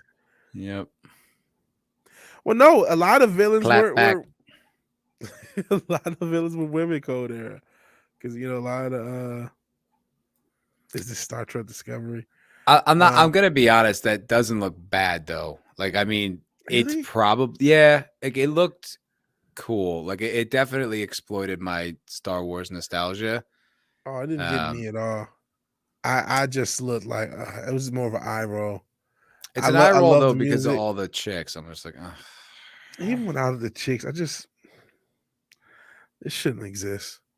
It shouldn't This- exist. It's probably gonna suck. But I just want to be honest. Like, if it was a different time and I saw that, I would be like, oh, I'm excited for the new Obi-Wan show. It's you know what? If it was 2012, which was a decade ago, yeah, but it's not, and I can't even help. anytime after 2017, we've been like, oh, I don't really want to see this. And then No. I can't help that feeling. That's the first, like, oh, I don't really want to see this. And having chicks goose stepping through the universe is much more realistic. Hashtag think about it. Are you saying the feminazis? Zax? It's just, I wish I could still get excited. I wish, I got the Mandalorian. The first season and the second season was okay. A little overhyped. I can live with that as the last Star Wars-esque property I've seen. I'm cool with that. I'm like, okay, that was a little bit of a bonus that I didn't expect. I'm done. I'm done with Star Wars. The originals exist. I don't need any more. I might review that for the content. Okay. That's probably fair. I'll probably ask Cosmo for his Disney Plus credentials. There you go. There you go. Zax knows what happened with all the women. You think she's prettier than me? Begin firing sequence. And that's what happened. Yeah, it's just women in the Empire. They don't ever break kayfabe. Nope. Ever. Nope. It's she's got the lightsaber. It's like, whatever happened to it being an ancient religion that no one followed? Yeah, remember that? Not a thing. Everyone, there's a million Jedi and Sith all over the place, apparently. Thought this was something that was really rare. Yeah. That was the whole gimmick. Remember, because Han Solo didn't believe it. He was like, I don't believe in that shit. And he pulled out the lightsaber and he's like, what? Like, Han's like, what is this toy you have? You know what I mean? Yeah. Like, I got guns, bro. I don't need your fucking laser sword. Ooh, nice gimmick, but no. Like, this is the real world. And like, nobody was impressed. Like, it wasn't even cool. And it's like, this is pre A New Hope. So she's just walking around Tatooine with a lightsaber. It's like, that's way recent memory. Like, it's way too recent. This ancient religion. No, apparently not ancient. He was the only one left, according to Moff Tarkin, or whatever the fuck that guy's name is. Grand Moff Tarkin, whatever. And like, Tarkin. It's just like Tarkin, that's it. And it's like, yeah, no, I guess not. Like, and there was just some chick, from the Empire going around. It's just so lame. So lame. I don't want to see this. No, I mean, what Star Wars like could have been like? Look, you know what? George Lucas is as culpable as anybody in this. Absolutely. He sold it to them. This is ultimately and he made those fault. fucking prequels too. Let's be honest, those suck. Yeah, he did, and they help extend. If all Star Wars was still the first 3 movies in the EU, I would have a much higher opinion of it. The prequels did start to lessen it, and then of course the sequels really destroyed it. Mm-hmm. But listen, I want to make this point, because I did make a huge deal about the women. If all those characters were men, I still wouldn't want to see this shit. I don't want to see this. It's not, to me, like, I don't have the same reaction where, there's a little bit. No. If there's nothing you can do to drag me into watching this. No, I understand that personally. If the representation wasn't there, or it was a little bit more measured, like, I would be like, maybe they're not fucking on this one. But like, as soon as you see it, you're like, oh, okay, they are. They're not. They haven't changed a thing. Like, it got to be honest. It looks better. Like, I haven't seen much from Boba Fett, but like, just the cinematography, the tone, like, it feels Star Warsy. It looks like Deborah Chow's doing her best. I don't know what her best is, but it's like, that looked like a Star Wars ass movie. Like, they definitely are completely, once again, exploiting your nostalgia. You see like a little Luke, it's like, oh, remember Obi-Wan? It's like, you got the music, and this is hope exists, or whatever the hell. Yeah. You know what it is with me? All that stuff is working in reverse. All those member berries they taste like poison. You know what I mean? Yeah, no, I'm not saying it's working on me. I'm saying like it's full on exploitation. But like, it's pissing me off each time I think about it. Every element is like, oh, this makes me so mad. So I can't get past it. And I mean, the representation is just the shit cherry on the shit sundae on top. It's like, just seeing that this exists, hearing the music, it's like, how fucking dare you? How dare you do this shit? How dare you? How dare you fucking do this shit? Just This shouldn't exist. It pisses me off because, like, I would have liked a good Obi-Wan story, and I'm not gonna get one. Instead, I'm gonna get bullshit, and I'm angry about it. I'm angry that I just wish this would end, and I could ignore that the whole Star Wars thing happened. I wish I could just go. Like, I wasn't this pissed when I woke up. I woke up, I got stressed or whatever. But then I see this and I'm like, oh, why are you doing this? Like, stop. I just wish I could just punch somebody in the dick. Just like, don't do this. Yeah, the Star Wars one, it always eventually does hurt because a lot of it I can laugh off. It's tough to laugh off Star Wars. It's the one that really sticks. It still hurts. I still love the original 3 movies. Like I said, I'm not black belt on that, not yet. Anyway, I still love those movies. Like seeing clips of it in Mahler's review was like an instant like shock of love. It's like you can't get rid of that. So when you do see this stuff being exploited and manipulated and desecrated, it always takes a toll on you. And I'm just like, didn't you already kill it? Stop pissing on his grave. Stop digging up the body to dance with. Like, leave this shit alone. Yeah. Stop. Keely Chow asked, how about I pull a Gary and break a monitor? I'm not even mad. I'm just sad. I'm mad enough to do it. Like, I just, like, God, just man, I just bummed want out. this to stop. I want this to stop. I didn't see Boba Fett. I'm like, I hate another thing. These ideas are getting like wasted. A Boba Fett property could have been interesting if it was done correctly. One, by being a prequel in and of itself, because he's dead. And having because he's dead. I don't care what the EU says. He died in that dead. Sarlacc pit.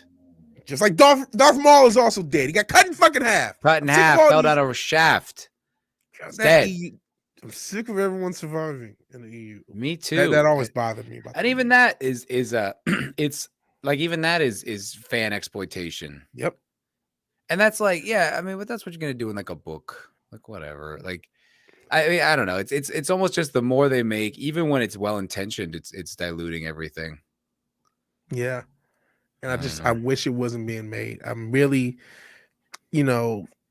I thought every time I think, I'm done with Star Wars, I'm at the point where it doesn't affect me, and then they do something, and it triggers me. It triggers me.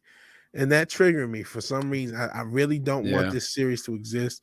I know I can do nothing to stop it. I'm not gonna review it, and I hope the review does well for you. I hope you get trillions of views. I just can't watch it. No, I don't blame you. I mean, I don't blame you at all. Like I don't even want to hate it. I just I hope it's good. I have like a morbid curiosity. I hope I'm wrong. I hope it's enjoyable. I hope everyone loves it.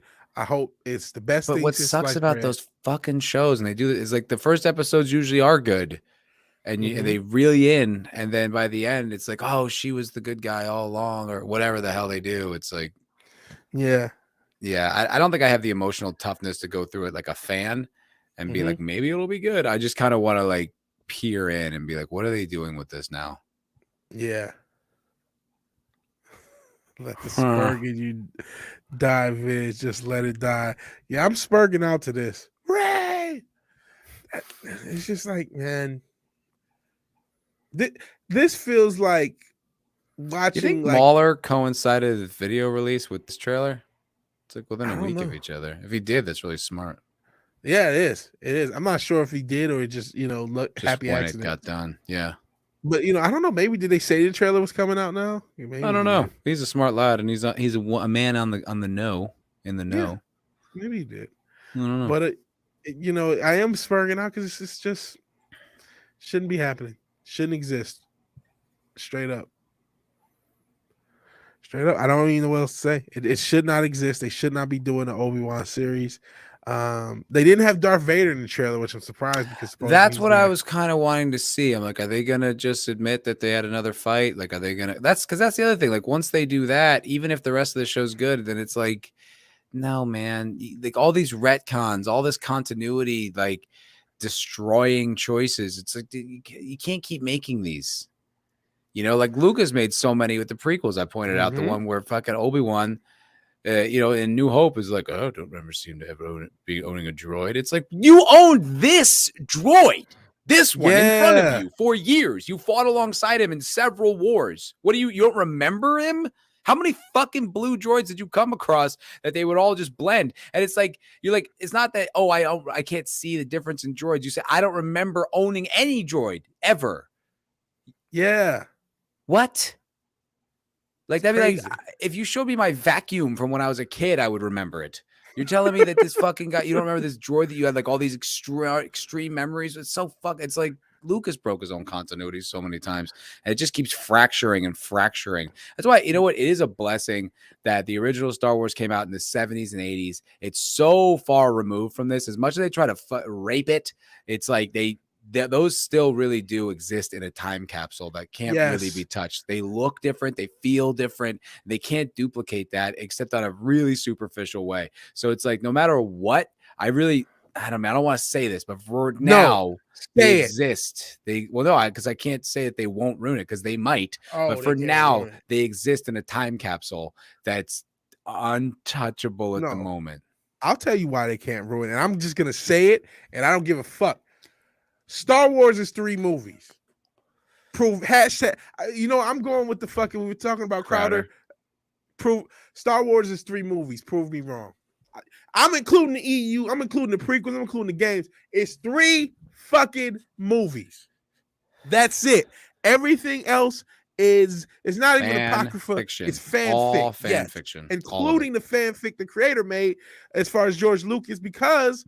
Damn right. Even though George Lucas was a great ideas guy, he wasn't the best writer, he wasn't the best director, and the trilogy had a lot more help in those departments than the prequels. Had good producers. He also was like, he had Spielberg and Coppola around him, like when they were in their prime. Yeah. What I mean? The 3 Musketeers, they called them. Like that's like they were this force, this pioneering film force at the time. So it's like, they're giving notes and working with each other. That's back, when films were supposed to be films, not not even just propaganda. Like they weren't just vehicles to, like hollow cash machines. Yeah. In many ways, Star Wars was the film that found out how to do it because of the merchandising.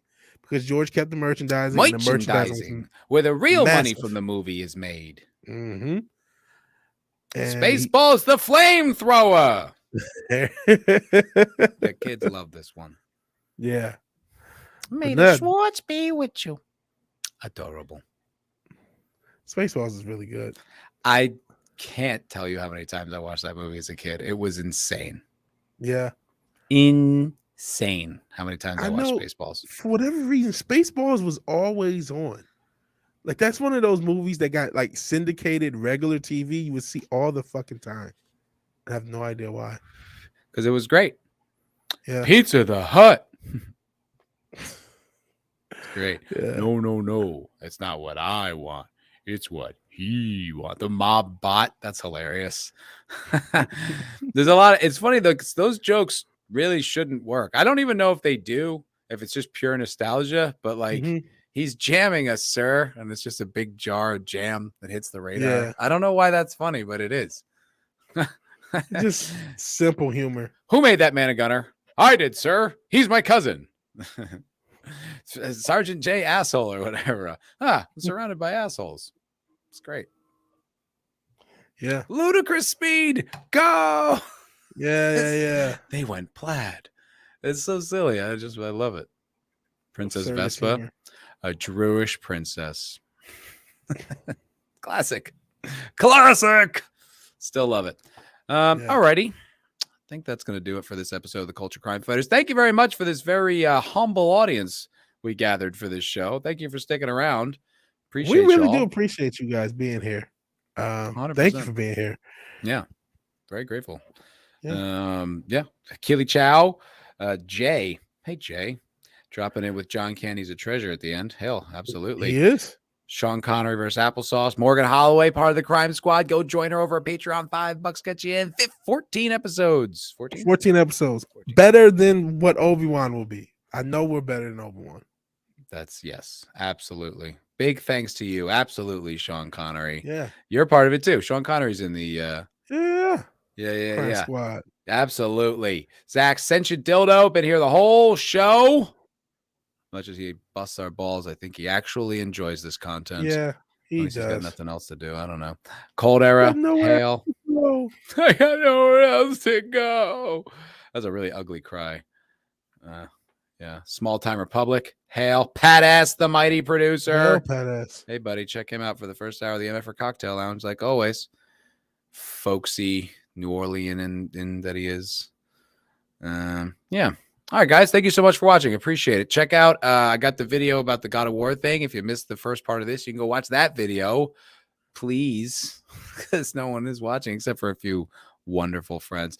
Wookiee Supremacy. Are you late? Couldn't be later. We're about to wrap it up, but thanks for joining. Please watch the playback. Yeah, watch the playback, homie. Appreciate you showing up. And then I said, special announcement, 4 o'clock, special announcement, this channel, big news.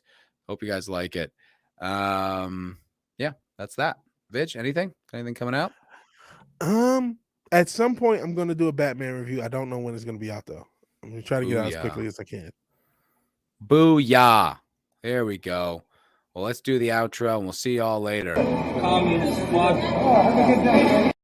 Oh, whoops. That's the wrong one. My mistake. Sorry about that.